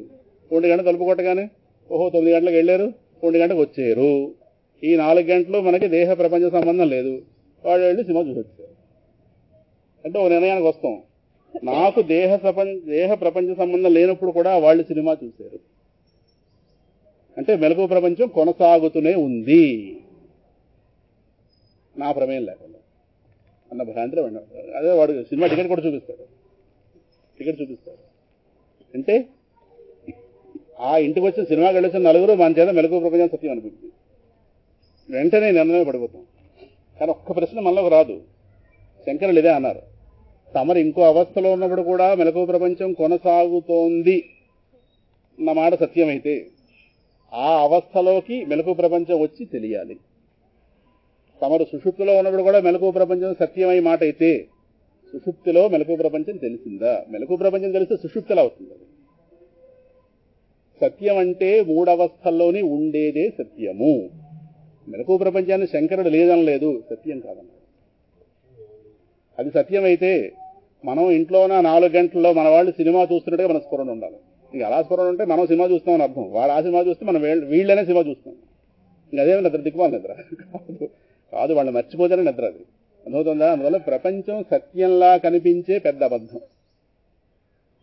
సత్యం వలె స్వకాలే సత్యవద్భాతి ఆత్మబోధ సత్యంలా కనిపిస్తుంది. అలాగే ఇందులో మెలకువ ప్రపంచం మనం బాగా బాగా బాగా ట్యూన్ చేసేస్తుంది. మనం బాగా ట్యూన్ చేస్తుంది.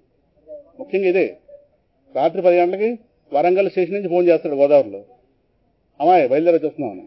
ఉదయం 6 గంటల గోదావరి దిగాడు, తలుపు కొట్టాడు. మనకి 10 నుంచి 6 ఒంటి మీద తెలియలేదు. లేచారు, వాడు ఇడ్లీ సిద్ధమైపోయాడు. ఇది గోదావరి దిగి అనగానే వెంటనే ఎస్, నేను మిగతా అవస్థలోనే మెలకువ కొనసాగుతుంది. ఎందుకంటే చుట్టం వచ్చాడుగా, రాత్రి 10 గంటలకు వరంగల్ మనం ఫోన్ చేసి పడుకున్నాడు. మనం నిద్రలో పోయాం, వాడు నిద్రలో పోయాడు. మొత్తం తెల్లారు లేచి ఇంటికి సిద్ధమయ్యాడు. వాడికి మన ఇడ్లీ పిండి కూడా రెడీ కొంచెం ఫ్రిడ్జ్లో తెల్లారి చుట్టం వస్తున్నాడుగా. ఇడ్లీ పిండి సులభంగా చేయగలిగేది ఇడ్లీయే, చేసేస్తాం అంతే. అంటే ఇన్ని చేసి మళ్ళీ ఫ్రిడ్జ్లో పెట్టిన ఇడ్లీ పిండి తెల్లారి మళ్ళీ అందుబాటులోకి వస్తుందా లేదా, మళ్ళీ వాడికి ఇడ్లీ పెంచి పెట్టేస్తున్నాం లేదా. అంటే మెలకువ ప్రపంచం సత్యంలా చూపించింది. ఫ్రిడ్జ్లో ఇడ్లీ పిండి మాయమైపోయినా ఫోన్ చేసిన వాడు ఇంటికి రాకపోయినా నమ్ముదువేమో కదా. ఇడ్లీ పిండి మాయమైపోతే ఎవరు ఇడ్లీ అది అలా కొనసాగుతుంది. ఈశ్వర సృష్టి, ఈశ్వరుడి చేసి సృష్టింపబడింది కాబట్టి ప్రపంచం సత్యం. సృష్టించిన ఈశ్వరుడు సత్యం, సృజింపబడిన ప్రపంచం మిథ్య. సత్యం అంటే ఎప్పుడు ఉండేది, మధ్యలో పోయేది మిథ్య. అందువల్ల ఈశ్వరుడు గారు దీన్ని సృష్టికర్త అవ్వచ్చేమో కానీ ఇది సృష్టింపబడింది కనుక సత్యం కాదు. శంకరుడు చెప్పింది లేనిది రావటమే సృష్టి, లేనిది వచ్చింది పోవడం. అందువల్ల ఈ మెలకువ ప్రపంచం ఏదైతే ఉందో ఇది సత్యంలా కనిపించేది, కొనసాగుతుంది కాబట్టి మన సత్యాన్ని భ్రమింపజేస్తుంది. శంకరా చెప్పేది ఏంటంటే, భగవాన్ చెప్పేది ఏంటంటే, ఈ నేనన్నది ఎక్కడి నుంచి వస్తుందని, నేనన్నది దేహము కాదు అనేదాన్ని సూచింపజేయడం ఆ శ్లోకం యొక్క లక్ష్యం. నవక్తి దేహోహం ఇది ప్రసుప్తౌ కహ అపి నా అభూవం ఇది నా ప్రవక్తి. సుషుప్తిలో నేను లేను అని ఎవడో అనడు. సుషుప్తిలో నేను లేనని ఎవడో అనడా, అంటున్నవాడు ఎవడో వాడు దేహ సంబంధం లేనివాడు, అంటే ప్రపంచ సంబంధం లేనివాడు. దేహ సంబంధం లేకుండా, ప్రపంచ సంబంధం లేకుండా అక్కడ మనం ఉంటున్నాం అంతే. అంతవరకు చెప్పగలం నిర్వచనం. అంతేగాని అక్కడ మనం ఏదై ఉన్నామో చెప్పే అవకాశం లేదు. ఏది కాదో చెప్పగలం. ఏదై ఉన్నామో చెప్పాలంటే మహర్షుల జ్ఞానం పొందాలి. అది అనుభూతిలోకి వచ్చి సత్యం జ్ఞానం అనుకుంటున్నాం. అందుకే సుషుప్తిలో మనం ఏదిగా ఉన్నామో తెలియదు కానీ సుషుప్తిలో ఉన్న మనకి కొలతలు ఉండవు. మెలకువలో మనకి, అందుకే ఎవరైనా మనకి చీర పెట్టాలంటే మెలకువలోనే పెట్టాలి. సుషుప్తిలో పేరంటాన్ని పిలిచారనుకోండి, మనకి సరిపడే వస్త్రం వాళ్ళు ఇవ్వలేరు. అందుకే మన వాళ్ళు తెలియజేయట్లు మరిగిసారు బాగాను. మెలకువలోనే పిలుస్తారు పేరంటాలకి. 6 అడుగులు చీర, మహా అయితే 6 అడుగులు, ఓ జాకెట్ ముక్క, ఓ 80 సెంటీమీటర్లు సరిపోయి ఇచ్చడం అంతే. వాళ్ళ సుషుప్తి స్వరూపాన్ని పిలిచిపెట్టారు అనుకోండి, పరమాత్మ కూడా తయారు చేయలేడు అవస్థ. సుషుప్తి స్వరూపానికి ఎంత చేర రావాలి తెలిసినా సభలో ద్రౌపదికి ఎంత వచ్చింది అంత రావాలి, వాడు పంపించాలి. ఆ టైలర్ మనకి ఇంకా దొరకలేదు కనుక మనకు దొరికిన వాళ్ళందరూ ఈ పొందూరు కాటను 500 రూపాయల చీరలు పెట్టడమే అయిపోయింది. దాని మీద తాంబూలం. అందువల్ల మీరు తెలియజేయట్లు నేర్చుకోండి సుమా. 3 అవస్థలు అని చెప్పి సుషుప్తి వాళ్ళని పిలిచారో పేరంటానికి చచ్చిపోతాం. వాళ్ళ బయట మన ఆస్తులు జరిగిపోతాయి. మెలకు వాళ్ళని పిలిచిండి ఏ గోళం ఉండదు. మనం కూడా ఇప్పుడు రమణుడి జ్ఞానం తర్వాత పొందుతాం. ముందు దీన్ని హాయిగా బ్రతకడానికి సౌలభ్యంగా మలుచుకుంటే సరిపోతుంది అంతే. అంటే ఆవిడ కొంచెం అవస్థాత్మక ప్రక్రియ కొంచెం బాగా నేర్చుకున్నాడు అనుకోండి. ఏమంటే సుషుప్తిలో నన్ను రమ్మంటారా మెలుకులో రమ్మంటారని. అమ్మాయి మెలుకులో అమ్మాయి రా, సుషుప్తి నాకు వద్దు అని చెప్పి సరిపోతుంది. నిన్నెక్కడ పోషించగలం, ఏదో మేము చేసుకుంటే అంతంత మాత్రంలో ఉన్నాం మేము. అందువల్ల నువ్వు మెలకువలో ఎలా ఉన్నావు అలా వస్తే సరిపోతుంది, పెట్టి పంపించేస్తాం అని ఇలా గడుసుగా మీరు మాట్లాడాలి. అంటే రమణుడి జ్ఞానాన్ని వ్యవహారాన్ని కూడా ఉపయోగించుకొచ్చాయి. అర్థమవుతుందా? ఏది తెలివిదారులు మీరితే ఎలా ఉంటారు. ప్రసుప్తవు నకోపి నాభోవమితి నప్రవక్తి. అక్కడ మహర్షి చెప్పింది. అక్కడ దేహ సంబంధం లోక సంబంధం లేకుండా నేనున్నాను. లేచేసరికో దేహం ప్రపంచ సిద్ధం. అక్కడ ఆయన చెప్పేది యత్రోదితే సర్వముదేతి. ఏది వచ్చాక సర్వం వస్తుంది. అక్కడి నుంచి అటువైపు నుంచి ఇటుపక్క చూడాలి. అందుకే సుషుప్తి నుంచి మెలకువని చూస్తే ప్రపంచాన్ని సులభంగా జయించవచ్చు. ప్రపంచ తాకిడి తగ్గాలి మనసు కంటే ఈ అవుట్లుక్ మంచిది. కానీ చాలా మంది కూడా సూక్ష్మమైన బుద్ధి ఉంటే కానీ పట్టుకోలేదు. మాసస్సులో చెప్పలేను దీన్ని. మాసస్సులో మాత్రం అడ్డించడి చెప్పాలి. అర్థమవుతుందా? ప్రపంచ ప్రక్రియ చెప్పాలి. చాలా మంది మెలకువ దేహ దృష్టితో ఉంటాం కనుక. కానీ సుషుప్తి దేహ దృష్టి, సుషుప్తి స్వరూప స్థితి చాలా మంది తక్కువ మందికి ఉంటుంది కనుక కొద్ది మంది. గణపతి ముని గారు కూడా ఒక సమయంలో తట్టుకోలేకపోయారు సత్యాన్ని. అనుభవుడు కావచ్చు, కానీ మహర్షి యొక్క దృక్కోణాన్ని తట్టుకోలేకపోయారు. ఆయన కొంచెం రియాక్ట్ అయిన సందర్భాలు ఉన్నాయి. కొన్ని సందర్భాల్లో తర్వాత మెల్లగా సెటిల్ అయ్యాడు ఆయన. అందుకే మహాత్ముల దగ్గర ఉంటే మెల్లగా మానసిక స్థితి మారుతుంది. సత్యాన్ని అందుకోగలగడానికి అవసరమైనటువంటి బుద్ధిస్థితిని వాళ్ళు లోపల ఎన్నో అవరోధాలు ఉన్నాయి. అవన్నీ సత్యాన్ని పట్టుకోలేవు. సత్యం కాదనలేరు, ఒప్పుకోలేరు. ఫోన్లో మాట అనండి, నిద్రలో ప్రపంచం ఉందంటారు. ప్రపంచం నిద్ర అవుతుందండి అంటారు. మళ్ళీ మరి ప్రపంచంలో మరి అక్కడ దేహం తెలుస్తుంది, ఆ దేహంలో తెలియట్లేదు అంటాం. ఒక పక్క అంగీకరించమంటే అంగీకరించుకోవడానికి లేదు, లేచే కదని పట్టుకోలేదు అంటే అక్కడ చెదరగొట్టేస్తుంది అని అర్థం. లేచేసరికి యత్రోదితే, ఏది పుడితే సర్వం ఉదేతి, సమస్తం వస్తుంది. ఏది పుడుతుంది?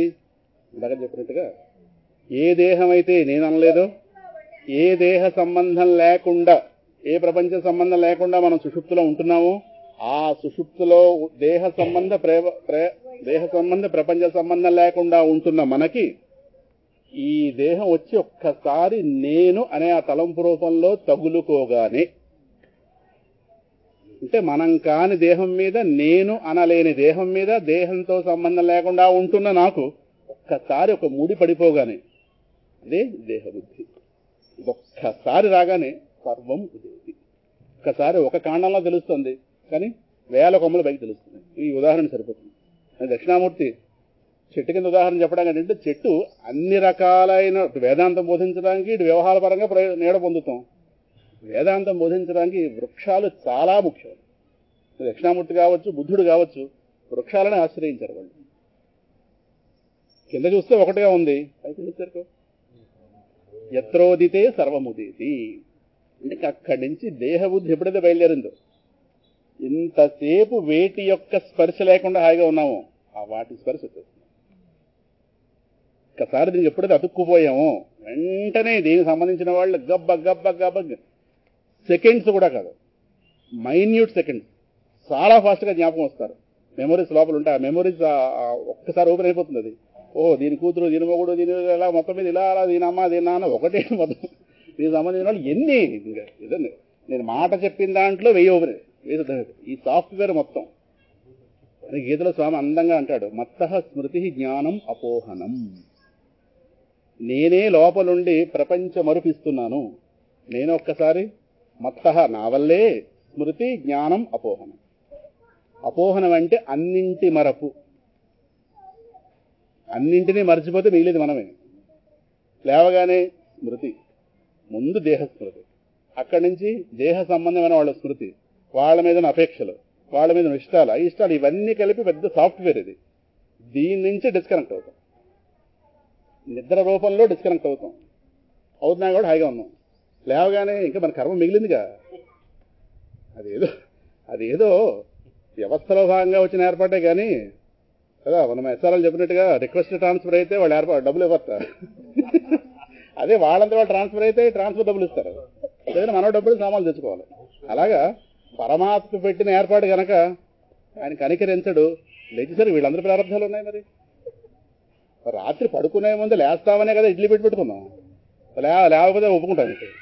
ఇడ్లీ దాని సార్థకత మనం లేస్తేనే. లేదు దాన్ని బయట తీయాలి, ఒక 4:30 బయట పెట్టేయాలి. ఎందుకంటే చల్లగా ఉంటే ఇడ్లీ తయారవ్వదు. 1 గంట ముందు బయట పెట్టేయాలి, బయట పెట్టి అనేది అవస్థపడాలి. వాడు కూడా రైలు దిగేస్తాడు వదినా అని చెప్పి, వాడికి ఏదో ఉండాలి కదా. మరి ఇన్ని సిద్ధం చేసుకుని వెళ్తున్నామంటే వెనక్కి రావడానికే కదా. అంటే మనకు ప్రపంచ ప్రేమ ఉందా లేదా? తెల్లారి కూరల ధర కూడా లేట్ అని రాత్రి తరిగేసుకుని ఫ్రిడ్జ్లో పెట్టుకునేవాళ్ళు కదా. ఉప్మాకి మొత్తం 4 సామాన్లు బల్లం పెట్టేసుకునేవాళ్ళు మొత్తం అన్ని సిద్ధం. మరి ఇవన్నీ అంటే దాని అర్థం ఏమయ్యా పొరపాటును కూడా సుషుప్తిలో జ్ఞానం ఇవ్వకొని హెచ్చరించడం పరమాత్మ. రాత్రి పడుకున్న పెళ్లికాడ ఎల్లుండి వెళ్ళాలి పెళ్లికాడని చెప్పి ఆ పక్కనే మంచం పక్కనే కార్డు పెట్టి పడుకునేవాళ్ళు. అంటే దాని అర్థం వెలుగు ప్రపంచాన్ని కొనసాగించమని వద్దనా. అందుకే పరమాత్మకి ఇన్ని రకాలైనటువంటి వార్నింగ్స్ ఉన్నాయి కనుక తప్పకుండా మర్యాదగా పడుకోవచ్చు. తెచ్చి దేహాన్ని కలపగానే అంటే 1, 1, 2, 3, 1 ఎన్ని అంటే మళ్ళీ ఇంత ప్రపంచం సత్యం అనిపించింది. ఎలాగైతే స్వప్న ప్రపంచం అప్పటిదాకా లేని ఒక్కసారి రాగానే ఎలా సత్యమని చూపింపజేసి మనకి భ్రమలు కలిగించేసి అటు తిప్పి ఇటు తిప్పి మనలోంచే ఎంతమంది వస్తే ఆ మనలోంచి వచ్చిన వాళ్ళు మనల్ని బాధ పెట్టి నానా గోలాపడి బయటకు వచ్చేసాం.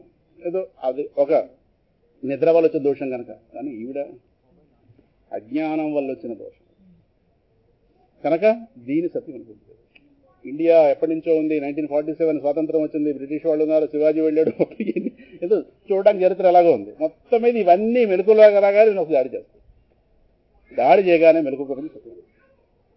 ప్రపంచాన్ని సత్యం అన్నాము, ముందు బిగుసిపోయిన ఎవరు తెలుసా? ఇది బిగుసిపోతుంది. ప్రపంచాన్ని సత్యం అనడం అంటే మొక్క మొదల్లో నీళ్లు పోయడం లాంటిది. ఇది బిగుసిపోతుంది. ఎందుకంటే దీని ప్రొజెక్షన్ అది. ఫస్ట్ దిశగా అది వచ్చింది, దీని ప్రొజెక్షన్. ఇది బిగుసిపోతుంది. ఎందుకంటే ఇంక ఈ ప్రపంచం విసిరేస్తుంది, ప్రపంచం మీద సత్యబుద్ధి కలిగిస్తుంది. ఇంకా ఆ విషయాల్లో ఆ జ్ఞానాల్లోకి బుద్ధిని పంపించేస్తుంది. ఇంకా ఆ జ్ఞానాలు సంపాదించడం రకరకాల ఎవరి ప్రయత్నాల్లో వాళ్ళు ఉన్నారు. ప్రపంచం సత్యంగా కాదని ఎవరంటాం? అదంటే కొట్టతారు. మరి యూనివర్సిటీలన్నీ ఎందుకున్నాయి? ప్రపంచ సత్యం అనే బ్రాంచ్ నడుస్తున్న జ్ఞానాలే నడుస్తున్నాయి. పొట్ట ఒకటి ఉంది, ఈ పొట్టకు డబ్బు కావాలి. డబ్బు అంటే తిండి కావాలి, తిండి డబ్బు కావాలి. ఆ డబ్బు కావాలంటే మరి అజ్ఞానాల మధ్య పనిచేస్తే అజ్ఞానం నుంచి డబ్బు వస్తుంది, దీన్ని పోషించాలి. అందువల్ల ఇలా వెళ్ళిపోతాం. వెళ్ళిపోవడంలో ఎక్కడో ఇలాంటి వాళ్ళు ఆపితే ఆగాలి. లేదా ప్రసుప్తౌ నకోపి నాభోవమితి ప్రవక్తి యత్రోదితే సర్వముదేతి. సో ప్రపంచం ఎప్పుడు సుఖపెడితే ఏమో దుఃఖపెడుతుంది. ఆ దుఃఖాలకు పరిష్కారాలు ప్రపంచంలోనే ఉంటున్నట్టుగా తెలుస్తాయి. విచిత్రం ఏంటంటే ప్రపంచం ఓ వైపుని దుఃఖపెడుతుంటుంది, ఒకవైపు నుంచి సుఖపెడుతున్నట్టుగా మోస్తుంది. దీన్ని నమ్ముతాం, ఇది మనాడు దుఃఖపెడుతుంది, ఇది ఇంకో పక్క నమ్ముతాం. ఎక్కడో ఒక్కడ దీనిలోనే తీరుతుంటాం. సమస్య పెట్టింది అది, పరిష్కారం చూపించినట్టుగా నటించేది ఇది. అలవాటు పడిపోయింది దానికి. ఎలాగాను ఇలాగా ప్రపంచ బుద్ధి దానికి ఆలంబనమైన దేహ బుద్ధి తిరిగి. అంటే ఎంతగా దేహం మనం కాదు, అంతగా దేహం మనం అనుకునే ఒక విపరీత బుద్ధి. మళ్ళీ దుఃఖం వస్తూ ఒప్పుకోము, వచ్చి దుఃఖమైన జ్ఞానం లేదు. ఇలాగా జీవితం బిగిసిపోతుంది. అలాగా అర్థమవుతుందా? ఇక్కడ ఈ కాని దానిగా మనల్ని భ్రమపడ్డాన్ని విపరీత జ్ఞానం అంటారు. సుషుప్తిలో మనం ఏదిగా ఉన్నామో, అందుకని చెప్పినట్టుగా సుషుప్తిలో మనం ఉన్నాం, ఏదిగా ఉన్నామో అనే జ్ఞానం లేదు కానీ దాని అజ్ఞాన స్థితి అంటారు సుషుప్తి. మెలకువలోకి వచ్చిన తర్వాత, ఇదో బుద్ధి పూర్ణ స్థాయిలో మేలుకున్న తర్వాత ఈ దేహం వచ్చి మనకి స్వరూపంగా తెలుస్తున్న స్థితిని విపరీత జ్ఞానం. అందువల్ల ప్రపంచం సత్యం అనుకోవడం పరమ విపరీత జ్ఞానము. ఈ మాట అంటే మాత్రం కొంతమంది కోపాలు కొడతారు. అది వచ్చిన వారు అంటే మెలకువలోకి వచ్చాక ఈ ప్రపంచంలో బ్రతకాలి, కానీ లోపల అవగాహనతో పెరగాలి. రమణుడి కంటే జ్ఞానం వచ్చి మీద వచ్చి పడిపోయింది, మన సంగతి ఇంకా తేలలేదు కదా. అది కాదనలేము, ఇది కాదనలేము, మధ్యలో ఉన్నాం. అందువల్ల జాగ్రత్తగా అటు డీల్ చేయాలి, ఇటు డీల్ చేయాలి. ఆయన వచ్చి మీద వచ్చి పడిపోయింది, పర్వాలేదు మహానుభావుడు. కానీ మనకు అంత పూర్ణ సుఖాలు, మనం అంత పూర్ణమైనటువంటి ఏదో పుణ్యాలు పూర్వంలో లేవేమీ లేనప్పుడు జ్ఞానం అయితే కలిగిందేమో కానీ ప్రపంచాన్ని ఆయనలాగా మనం తృణీకరించలేకపోతున్నాం. ఎంత కాదనుకున్నా సత్యం అనిపిస్తుంది కదా. అందువల్ల ఇక్కడే దేవతా సంబంధమైన అనుగ్రహం అవసరం. ఇక్కడే భగవత్ సాధనల వల్ల క్రమంగా ఈ దేహబుద్ధి పలచబడ్డం, అజ్ఞానం వీక్ అవ్వడం, ఇవన్నీ జరగడానికి ఇక్కడ ఇతర తరహా సాధనలన్నీ అవసరం. అందుకోసం పెట్టారు. ఎందుకంటే మనసు బాగా బలిసిపోయింది ప్రపంచ సత్యం అనుకుని. ఈవిడ గారు కాస్త తగ్గాలన్నప్పుడు ఇక్కడ మిగతా సాధనలు డైరెక్ట్గా ఈ చెప్పిందైతే విచారణే, కానీ విచారణ చేయడానికి చాలా సూక్ష్మ బుద్ధి అవసరం, వైరాగ్యం అవసరం. వైరాగ్యం అంటే ప్రపంచం వచ్చి మన చుట్టూ ప్రదక్షిణం చేసినా దాని పక్క చూడడానికి మనం ఓపిక ఉండకూడదు. అది వైరాగ్యం అంటే. అంత లేదుగా మనకి అంత లేదు, మనం అంత ఒప్పుకుందాం, నాకేం అంత లేదు గనక కొంచెం వైరాగ్యంలో కొంచెం తక్కువలో ఉన్నాం గనక మెల్లమెల్లగా దీన్ని ఇక్కడే పరమాత్మ మనస్సుని జాగ్రత్తగా సంస్కరించుకోవడానికి చూపించినదే కర్మయోగము. అందుకు భగవద్గీతలో కర్మయోగం. కర్మయోగం అంటే జ్ఞానార్హత లేని స్థితి నుండి జ్ఞానానికి అర్హత సంపాదింపచేయడం కోసం ఒక ట్రాక్ వేశాడు పరమాత్మ. అమాంతంగా కర్మకు దూరం అయిపోతే మనకు వైరాగ్యం చాలదు. కర్మతోనే మెచ్యూర్ అవుతూ రావాలి.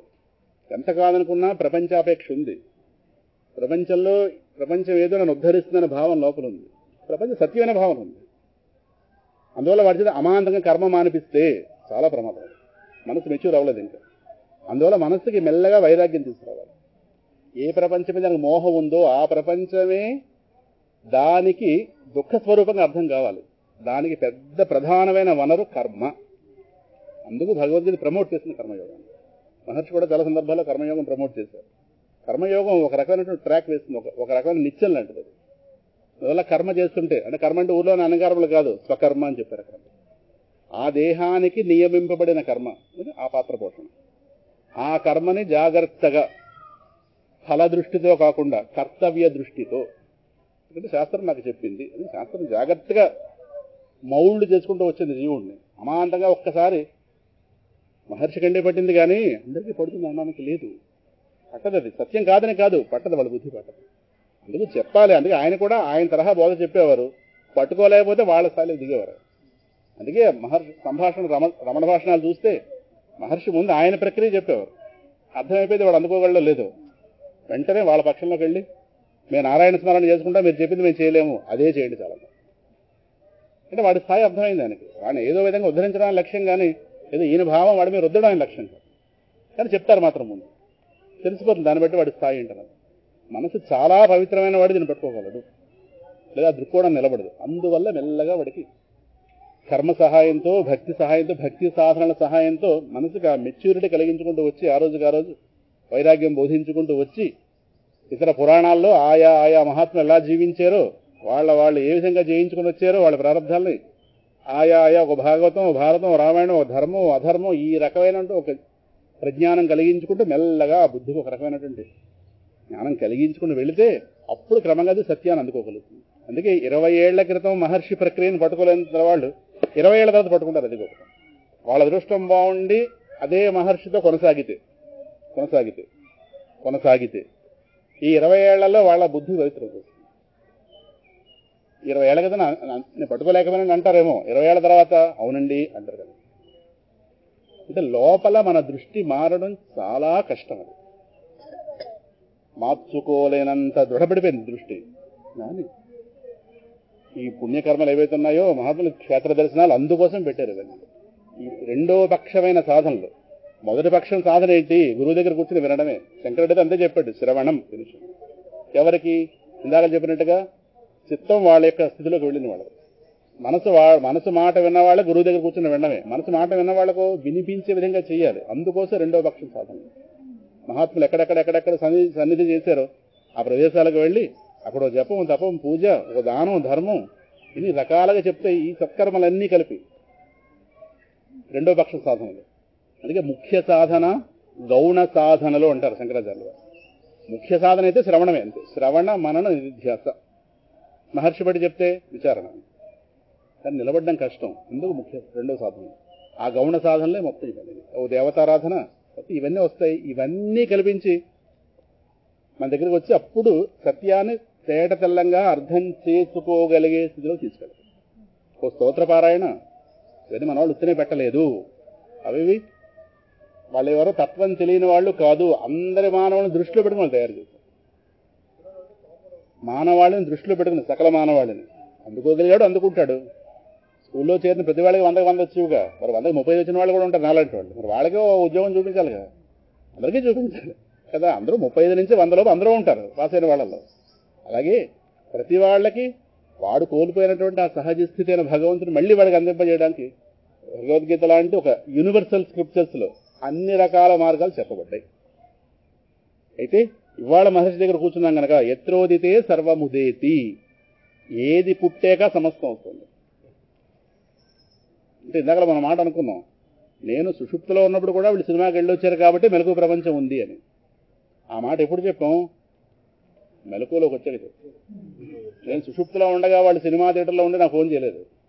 అమ్మాయి నువ్వు సుషుప్తిలో ఉన్నప్పుడు కూడా నేను మెలకువ పలానా సినిమాలో కూర్చున్నాను కాబట్టి నువ్వు పడుకున్నా సరే ట్రైన్ కదులుతోంది వరంగల్ నుంచి, నువ్వు పడుకున్నా సరే సినిమా నడుస్తుంది అని వాళ్ళు సుషుప్తిలో ఉన్న నాకు ఫోన్ చేయలేదు.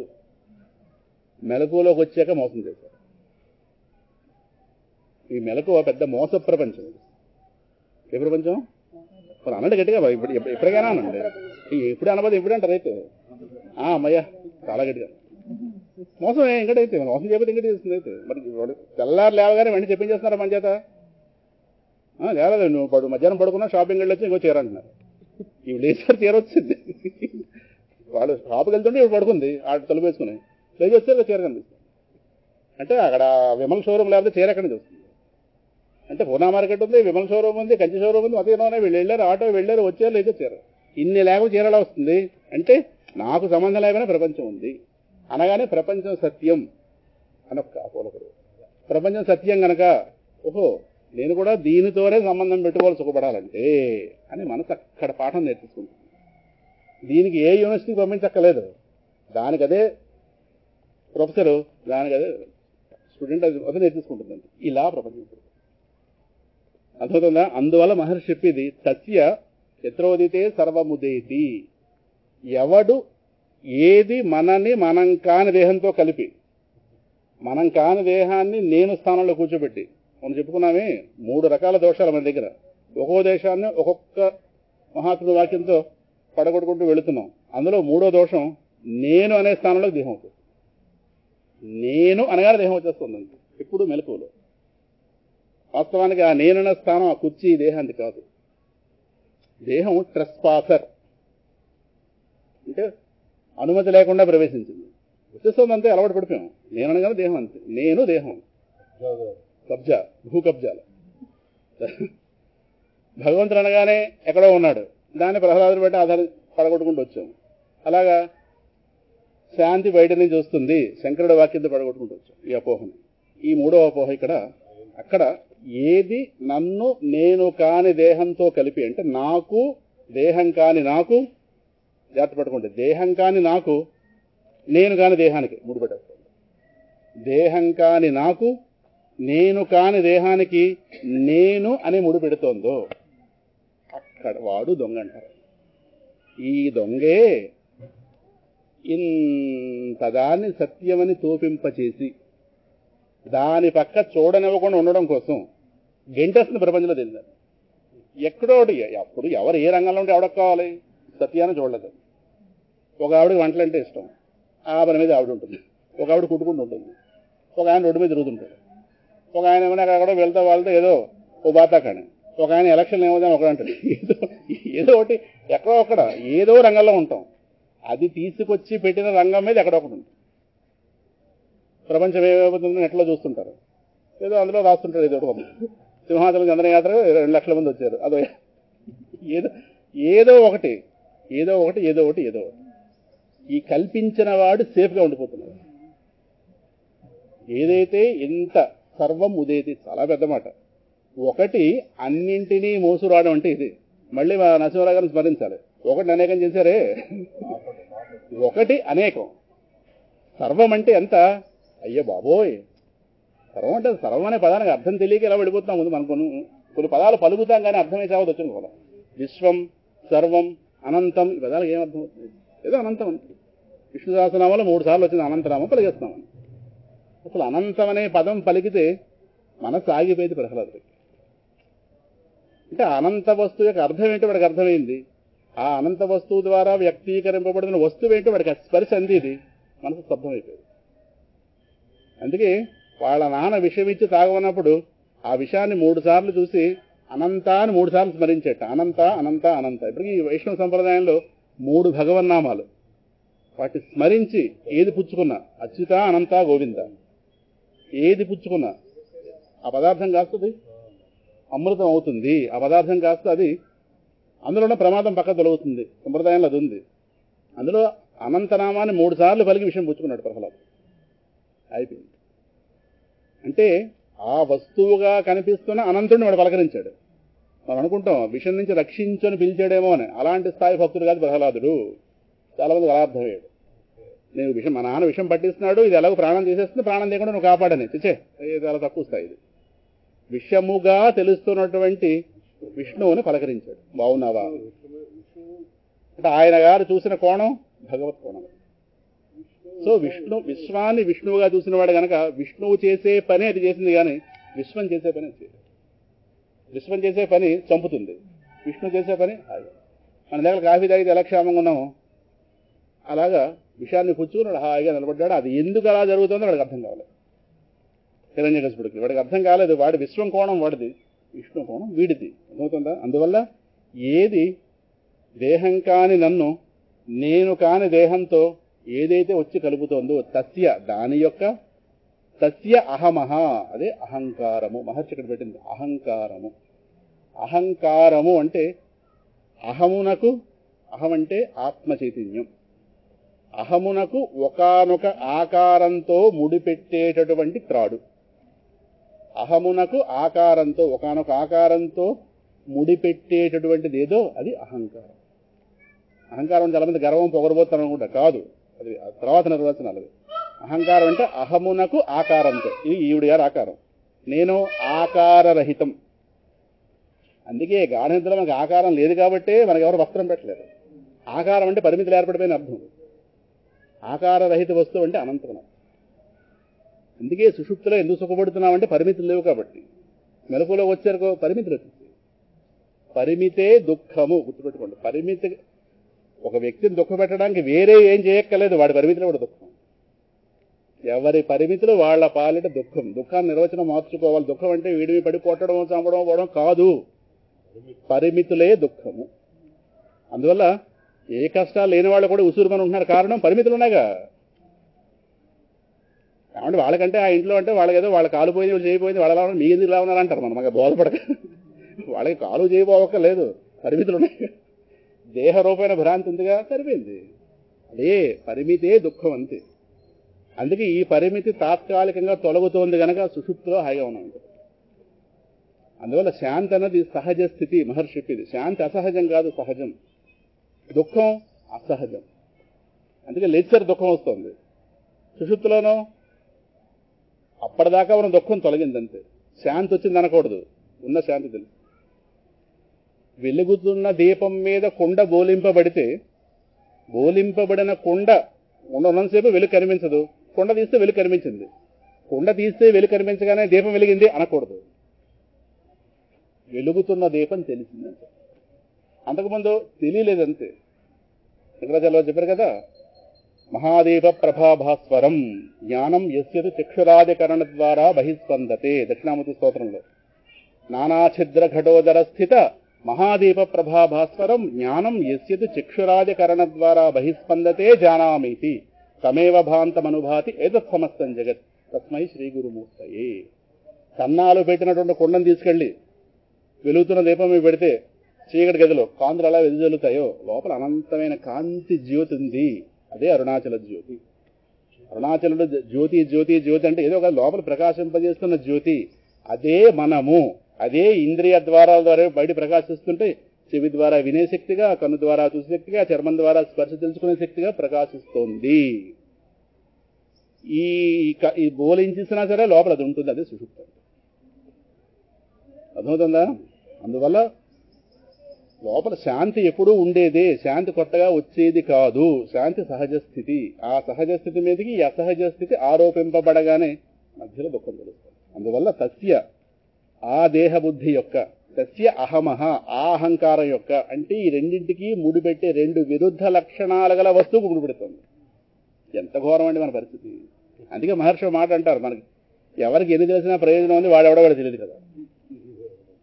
కానీ ఆ మాట చాలా సిగ్గు. మనం ఎవరో మనకు తెలియదంటే ఏదో తెలియక కాలక్షేపం చేసేస్తున్నాం. కానీ మనెవరో మనకు తెలుసంటే మన నెల్లూరు జిల్లా అంటారేమో. అది కానీ చెప్పి అది దేహం ఎవరని అడిగితే, ఇప్పుడు దేహం ఎవరని అడిగితే చెప్తాం విశాఖపట్నం, నెల్లూరు ఇంకోటి. మనం ఎవరని అడిగారు ఆయన ఏమో అంటే మనం అంటే దేహాన్ని ఫిక్స్ అయిపోయాం కనుక దీని అదోసారి చెప్పుకుంటాం. దీని ఎక్స్, దీని వై, దీని జెడ్, దీనికి కన్నవాళ్ళు, ఇది కన్నవాళ్ళు, మొత్తం దీనికి ఉన్నవి, దీని ఆస్తులు, మొత్తం ఈ వ్యవహారం చెప్పుకుంటామేమో. కానీ దీనిగా మనలను భ్రాంతి పడుతున్న మనమెవరు అన్నప్పుడు ఆ నేనెవడని పుస్తకం చదివితే సరిపోతుంది. అందుకే దాని మీద ఓ గ్రంథం రాశాడు మహర్షి, నేనెవడను, నేను ఎవడను. అందువల్ల ఎవరికి ఎన్నెన్ని తెలిసినా వాడెవడో వాడు తెలియకపోతే శాంతి లేదు. అందుకే తస్య అహమహ జన్మదేశం శోధయ. ఆ దేహబుద్ధి ఏదైతే మనల్ని మనం కాని దాంతో ముడిపెడుతుందో దాని పుట్టుక స్థానాన్ని శోధించాలట. దేనితో? ధియా, బుద్ధితో, సూక్ష్మమైన బుద్ధితో దాని పుట్టుక స్థానాన్ని. అంటే అది ఏదో కాదు, మన మీద మనం నిఘా పెడితే ఎగిరిపోతుంది, కానీ నిఘా పెట్టనివ్వదు. ప్రయత్నం చేయండి, విసిరేస్తుంది పడగొట్టడం. ఎద్దు తలగాయ పడకుండా ఎలా విసురుతుందో మన వైపు మనం చూస్తే అది క్షణం కూడా ఊరుకునేది. అది ఏటోడు చూపించేస్తుంది. ఇంకా ఆ టైంలో అది పెద్ద భక్తురాల్లో నటించి రాముడి కళ్యాణం అవుతుంది పదా వెళ్దాం కాదు, నేను ఈ పక్క చూస్తానంటే కాదు రాముడి కళ్యాణం అవుతుంది, వాడు సీతారామనవమి పదా వెళ్ళబోతే అక్కడ విసురుతుంది. దానికి వెళ్ళి రాముడిని చూడలేవద్దు. ఆ ముందు జడ్లో ఆ క్లిప్ చూస్తుంది. ఏమే రాముడిని చూద్దామన్నా కదా, ముందు ఆ జడ్లో ఎందుకు చూస్తున్నాను, ఇది చూస్తానంటే నువ్వు కదలవు, అందుకే రాముడు పేరు చెప్పాను. మన భద్రాచల రామదాస్ గారిలో ఒళ్ళు మంచిపోయి రాముడిని స్మరించేవేమి, అక్కడికి వెళ్ళి వీళ్ళని చూసేది వాళ్ళని చూసేది. రాముడి మీద ఎంతమంది రాముడి మీద దృష్టి పెడుతున్నారు చెప్పండి? రామ కళ్యాణం చేస్తున్న వాళ్ళు చూస్తున్నారా? లేదు, నామరూపాల మీద వెళ్ళిపోతుంది. అంటే ఈ నెపంతో అక్కడ కూర్చుంటుంది అది, అక్కడ దాని వ్యాపారం చూస్తుంది. దానికి నామరూపాలే తిండి. ఎవరికి? అహంకారం. అరుణాచలేశ్వరుడిగో మన అజ్ఞానం తిండి. ఈ అజ్ఞానం అనే వంటలతో, అజ్ఞానం అనే కాయగూరలతో వంట ఉండేవాడు పాచకుడు. ఇంట స్వప్నం రాసింది పాచకుడు అంటే పచనం చేసేవాడు. ఆయన గారు అజ్ఞానం. అందుకే తిండిని నేను చేరి తిని తిన నా నేను శాంతమైపోదు అరుణాచలం. ఒక్క విపదలో మొత్తం చెప్పారు. ఆయన గారు రమణ మహర్షి గారు ఏవో నైవేద్యాలు పెట్టలేదు అక్కడ. ఏదో ఈ పులిహార పొంగలో ఏవో ఈ రకం పెట్టేశారు. ఇది ఆయన అజ్ఞానాన్ని అరుణాచలేశ్వరుడికి. వెలుగుకి ఏమిటి కావాలి? ఆహారం. వెలుగుకి చీకటే ఆహారం. ఎంత చీకటిని తింటే అంత వెలుగు ఆనందిస్తుంది. అరుణాచలేశ్వరుడు జ్యోతి స్వరూపుడు. మన అజ్ఞానాంధకారం. గీతలో స్వామి చెప్తాడు కదా, అజ్ఞానజంతమః నాశయామి, పదోధ్యాయంలో వస్తుంది విభూతి యోగంలో. శేషామేవాను కంపార్థం అహం అజ్ఞానజంతమః నాశయామి. హృదయంలో ఉన్న చీకటి నిజమా? హృదయం చీకటి ఉందా? ఏమో ఉందిట. ఆ అజ్ఞానం అనే చీకటి వల్ల పుడుతున్నది ఈ దేహం అని చెప్పుకున్నాం కదా. మనంగా మనకి తెలియపడిపోవడం అజ్ఞానం, కాని దానిగా భ్రాంతి పడడం విపరీత జ్ఞానం. ఈ అజ్ఞానంలో ఉన్నంతసేపు విపరీత జ్ఞానం లాక్కుపోతుంది. మరి విపరీత జ్ఞానం ఆగాలంటే మన జ్ఞానం మనకు ఉండాలి. అర్థమవుతుందా? అందువల్ల ఈ అజ్ఞానం అనే చీకటిని అరుణాచలేశ్వరుడు అనే జ్యోతికి ఆహారంగా సమర్పించడమే. సరే, మనం సమర్పించడానికైనా సరే మనం ఇచ్చినా, పూలు పట్టుకెళ్ళి ఇచ్చినా అర్చకుడు తీసుకోవాలి. అక్కడ తీసుకుని దేవుడు నివేదన చేయాలి. మనం వెళ్ళి నివేదన చేయడానికి కుదరదు. అలాగే అరుణాచలేశ్వరుడు అనేవాడికి వంట ఉండడానికి ఈ అర్చకుడు మహానుభావుడు ఉన్నాడు, ఈ పాచకుడు. ఈయన గారికి అజ్ఞానం సమర్పిస్తూ ఆయన గారికి అనుకూలంగా చేస్తాం. తిండిని నిన్ను చేరి తిని ఏమయ్యా, అందువల్ల నీకు ఆహారం నా అజ్ఞానమే. ప్రస్తుతానికి అజ్ఞానమే నేను అనుకుంటున్నాను కనుక నేను చేరాను. ఇప్పుడు నీ దగ్గర వచ్చి నిలబడ్డాను. నాలో ఏదైతే నీకు ఆహారం నేను తీసేసుకో. ఏంటి ఆహారం? తిన నా నేను. ఇంకో ఈ నేనుందే, నన్ను నేను కాని దానితో కలుపుతున్నది ఏదైతే ఉందో ఈ గ్రంథి, దాన్ని అజ్ఞాన గ్రంథి అంటారు మహర్షి. చిత్ జడ గ్రంథి, చాలా పేర్లు పెట్టారు. జీవుడు, సూక్ష్మ శరీరం, సంసారం అని పేర్లు దానివి. ఒక శ్లోకంలో వస్తాయి పేర్లని. చిత్ జడ గ్రంథి, చైతన్యానికి జడానికి ముడిపెట్టిన గ్రంథి. ఈ గ్రంథే అరుణాచలేశ్వరుడికి ఆహారం. డాక్టర్ గారికి మన ఒంటికి వచ్చిన అనారోగ్యమే వాడి డబ్బు. ఎవరికి ఏ అనారోగ్యం లేదా హాస్పిటల్ ఏం చేసుకుంటారు. అందువల్ల మన అనారోగ్యం, మన పాలెడు దుఃఖం, ఆయన గారికి చాలా ఆనందం. తగ్గిపోతుందంటుంటాడు, తగ్గనివ్వడు. తగ్గనివ్వకుండా ఆయన మాత్రం వేస్తుంటాడు ఇంకో పక్క. ఆయన హాస్పిటల్ కడుగున్నది మరి మెడిసిన్స్ అవ్వడానికి 40 లక్షలు అయిపోతుంది. ఎంత వడ్డీ కడితే తీసుకొచ్చారు అంత డబ్బు. అందువల్ల ₹1,00,00,000 అయితే కానీ పైకి రావట్లేదు, డిగ్రీ పట్టుకుని. మరి ఆ తర్వాత మన మీద పడతాడు ఆ కోటి కోసం. మరి ఆ కోటి నేను చేసుకోవద్దా? అందువల్ల మన అనారోగ్యం డాక్టర్ గారికి సంతోషం ఎలాగో మన అజ్ఞానం అరుణాచలేశ్వరుడికి ఆహారం. అందువల్ల నా నేను, ఈ నేను అనే విపరీత జ్ఞానం ఉందే, నన్ను నేను కాని దానితో కలుపుతుంది ఈ గ్రంథి. దీన్ని తినేసేవనుకో వెంటనే ఏమవుతుందంటే శాంతి అయిన నేను నాకు శాంతిగా తెలుస్తాను, శాంతమైపోవుదును. కొత్తగా శాంతి అవుతానని కాదు, నేనే శాంతి నాకు తెలుస్తుంది. అప్పుడు నువ్వు నేను ఒకటే అవుతాం అరుణాచలేశ్వరుడా. అందువల్ల తిండిని నేను చేరితిని తిన్న నా నేను, తానేను తానను తత్వమిద్దానని తానుగా చూపించు అరుణాచల. నువ్వే నా రూపంగా జీవభావంలో పడి ఉన్నావు. తానేను తానను తత్వమిద్దానిని. తానేనంటే నువ్వే, తానేను తానను. ఇంత జ్ఞానం కలిగితే ఓహో నేను ఎవరైనా విశ్లేషణ చేయడం ప్రారంభిస్తే వెళితే వెళితే వెళితే శోధిస్తే చివరికి అరుణాచలేశ్వరుడు నేను తెలుసు. అటువంటి తత్వాన్ని తానుగా చూపించు అరుణాచల మహర్షి. అటు అద్వైత పరంగా, అటు అద్వైత భక్తిని అందమైన కోణంలో 108 విపదల రూపంలో అటు ప్రాధేయపడి, ఇటు తిట్టి, అటు భయపెట్టి, రకరకాల అన్ని రసాలు చూపించి, నవరసాలు చూపించి ఎంత అందంగా చూపిస్తారు. నీ కీర్తికాంక్ష, నీకు చాలా అకళంకమగు కీర్తి హాని చేయక బ్రోవు అరుణాచల. నీకున్న చాలా మంచి పేరు ఉంది, అడగకుండా అనుగ్రహిస్తాను. ఏది అడిగినా అనుగ్రహించట్లేదే. నీకు అనవసరం చెడ్డ పేరు వస్తుందేమో, నీ చెడ్డ పేరు రాకుండా చేసుకోవడం కోసం నన్ను అనుగ్రహించవలసింది అని చెప్పి ఒక పక్క దమాయింమంటారు, అది కూడా ఉంది. అంటే అన్ని రసాలు కూడా వ్యవహారంలో మన అవతల వ్యక్తి మీద ఎన్ని రసాలు చూపిస్తున్నామో అన్ని రసాలు ఈశ్వరుడు పక్క చూపించారు. బ్లాక్మెయిలింగ్, అరుణాచలేశ్వరుడు బ్లాక్మెయిల్ చేశారు ఆయన. అడుగకిచ్చడు నీదు అకళంకమగు కీర్తి హాని చేయక బురువు అరుణాచల. అనవసరం ఇప్పటిదాకా నీ చెడ్డ పేరు లేదు, అనవసరం నా వల్ల తెచ్చుకోకు, నాకేం పర్లేదు అనుగ్రహించబోయినా నీకు వస్తుంది అని. అంటే నువ్వు జ్ఞానం ఇవ్వనే పర్లేదని చిన్న దమాయం చూపించడం. ఇన్ని రకాలుగా అరుణాచలేశ్వరుని పాపం భయపెట్టారు మహర్షి. ఇది భయపెట్టి మనకి వశం చేశాడు ఆయన. భగవంతుణ్ణి జీవకోటికి అనుకూలం చేయడానికి ఎవడో ఒక మహాత్ముడు పుట్టాలి. ఒక్కొక్క దేవతారూపంగా ఒకటి పుడతారు. వాళ్ళు మనకి ఒక రకమైనటువంటి ఒక సోపాన క్రమం తయారు చేస్తారు. అవుతుందా? అలాగా అరుణాచలేశ్వరుని అనేక మంది మహనీయులు ఆరాధించారు. గతంలో నాయనార్లో చాలా మంది ప్రవేశించారు. ఆయనకు వచ్చి అరుణాచలం చాలా ఖ్యాతి ఉంది, చాలా చరిత్ర ఉంది కావచ్చు. కానీ మహర్షి ఆయన చాలా చెలువు చేసేసారు జీవకోటికి. ఓ స్తోత్ర రూపంలో, గ్రంథ రూపంలో ఆయన యొక్క వెలిపుచ్చి తిన్నీదు చేత కినియక, నీ రహస్యం బయట పెట్టారని ఫీల్ అవ్వకు సుమా. రమణుడు నంటి రోషము గొనక. ఏమిటి రమణుడు అని ఎన్ని మాట్లాడినేస్తున్నాడు ఏంటి, ఇప్పటిదాకా ఎవరు ఎంత తెగించలేదే అనుకుంటావేమో, అలా అనుకోకు సుమా. క్షమగలగిరి అల్పవాకు సద్వాకుగా, పెద్దవాళ్ళ మాటలకు అలవాటు పడినవాడివి. నా చిన్న మాట వీడికి చాలా చిన్న మాటలా ఉందని పక్కన పెట్టి ఎక్కువ అని ఒక ప్రాధాయపడ్డా. మళ్ళీ ఇంకో ఇన్ని రకాలుగా అన్ని కళలో అందంగా అమర్చినటువంటి ఒక చక్కటి స్తోత్ర రాజం శ్రవణమాల. ఆ స్తోత్రం ఎలాగో మనకు ఆలంబనగా ఉంది. థ్రెటనింగ్, అరుణాచలేశ్వరుని పీక పట్టుకోవడం చేయాలి. మరి మోక్షం కావాలంటే పాదము పట్టుకోవాలి, అవసరమైతే పీక పట్టుకోవాలి. ఇన్ని కళల్లో కనిపిస్తాయి అంటే ఏదో రీతిగా అక్కడి నుంచి జ్ఞానం పొందాలి. అది కనుక ఇన్ని రకాలుగా సత్యాన్ని తేట చెల్లని తీసినటువంటి మహర్షి పాదాలకు నమస్కరిస్తూ ఈ 4 రోజుల జ్ఞాన యజ్ఞాన్ని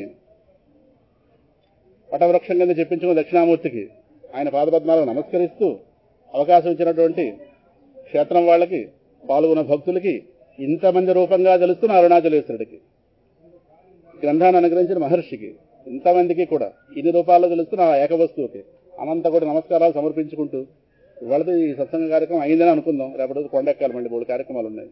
ఏదో రమణాశ్రమంకి వస్తున్నప్పుడు అలా ఏదో మహర్షి కృతిగా ఒకటి చెప్పుకోవాలని ఒక ఆలోచన. భగవానుడి దేవల్ల ఏదో తప్పులుంటే ఈ అజ్ఞానవి, ఇందులో ఏమైనా ఉపయోగపడేవి ఉంటే పెద్దల అనుగ్రహం, రమణానుగ్రహం, సర్వం శ్రీ రమణానుగ్రహ ప్రాప్తిరస్తు. వాసుదేవ వాసుదేవ వాసుదేవ వాసుదేవ. సర్వే జనాః సుఖినో భవంతు. స్వస్తి ప్రజాభ్యః పరిపాలయంతాం న్యాయేన మార్గేణ మహీం మహీషాః గోబ్రాహ్మణేభ్యః శుభమస్తు.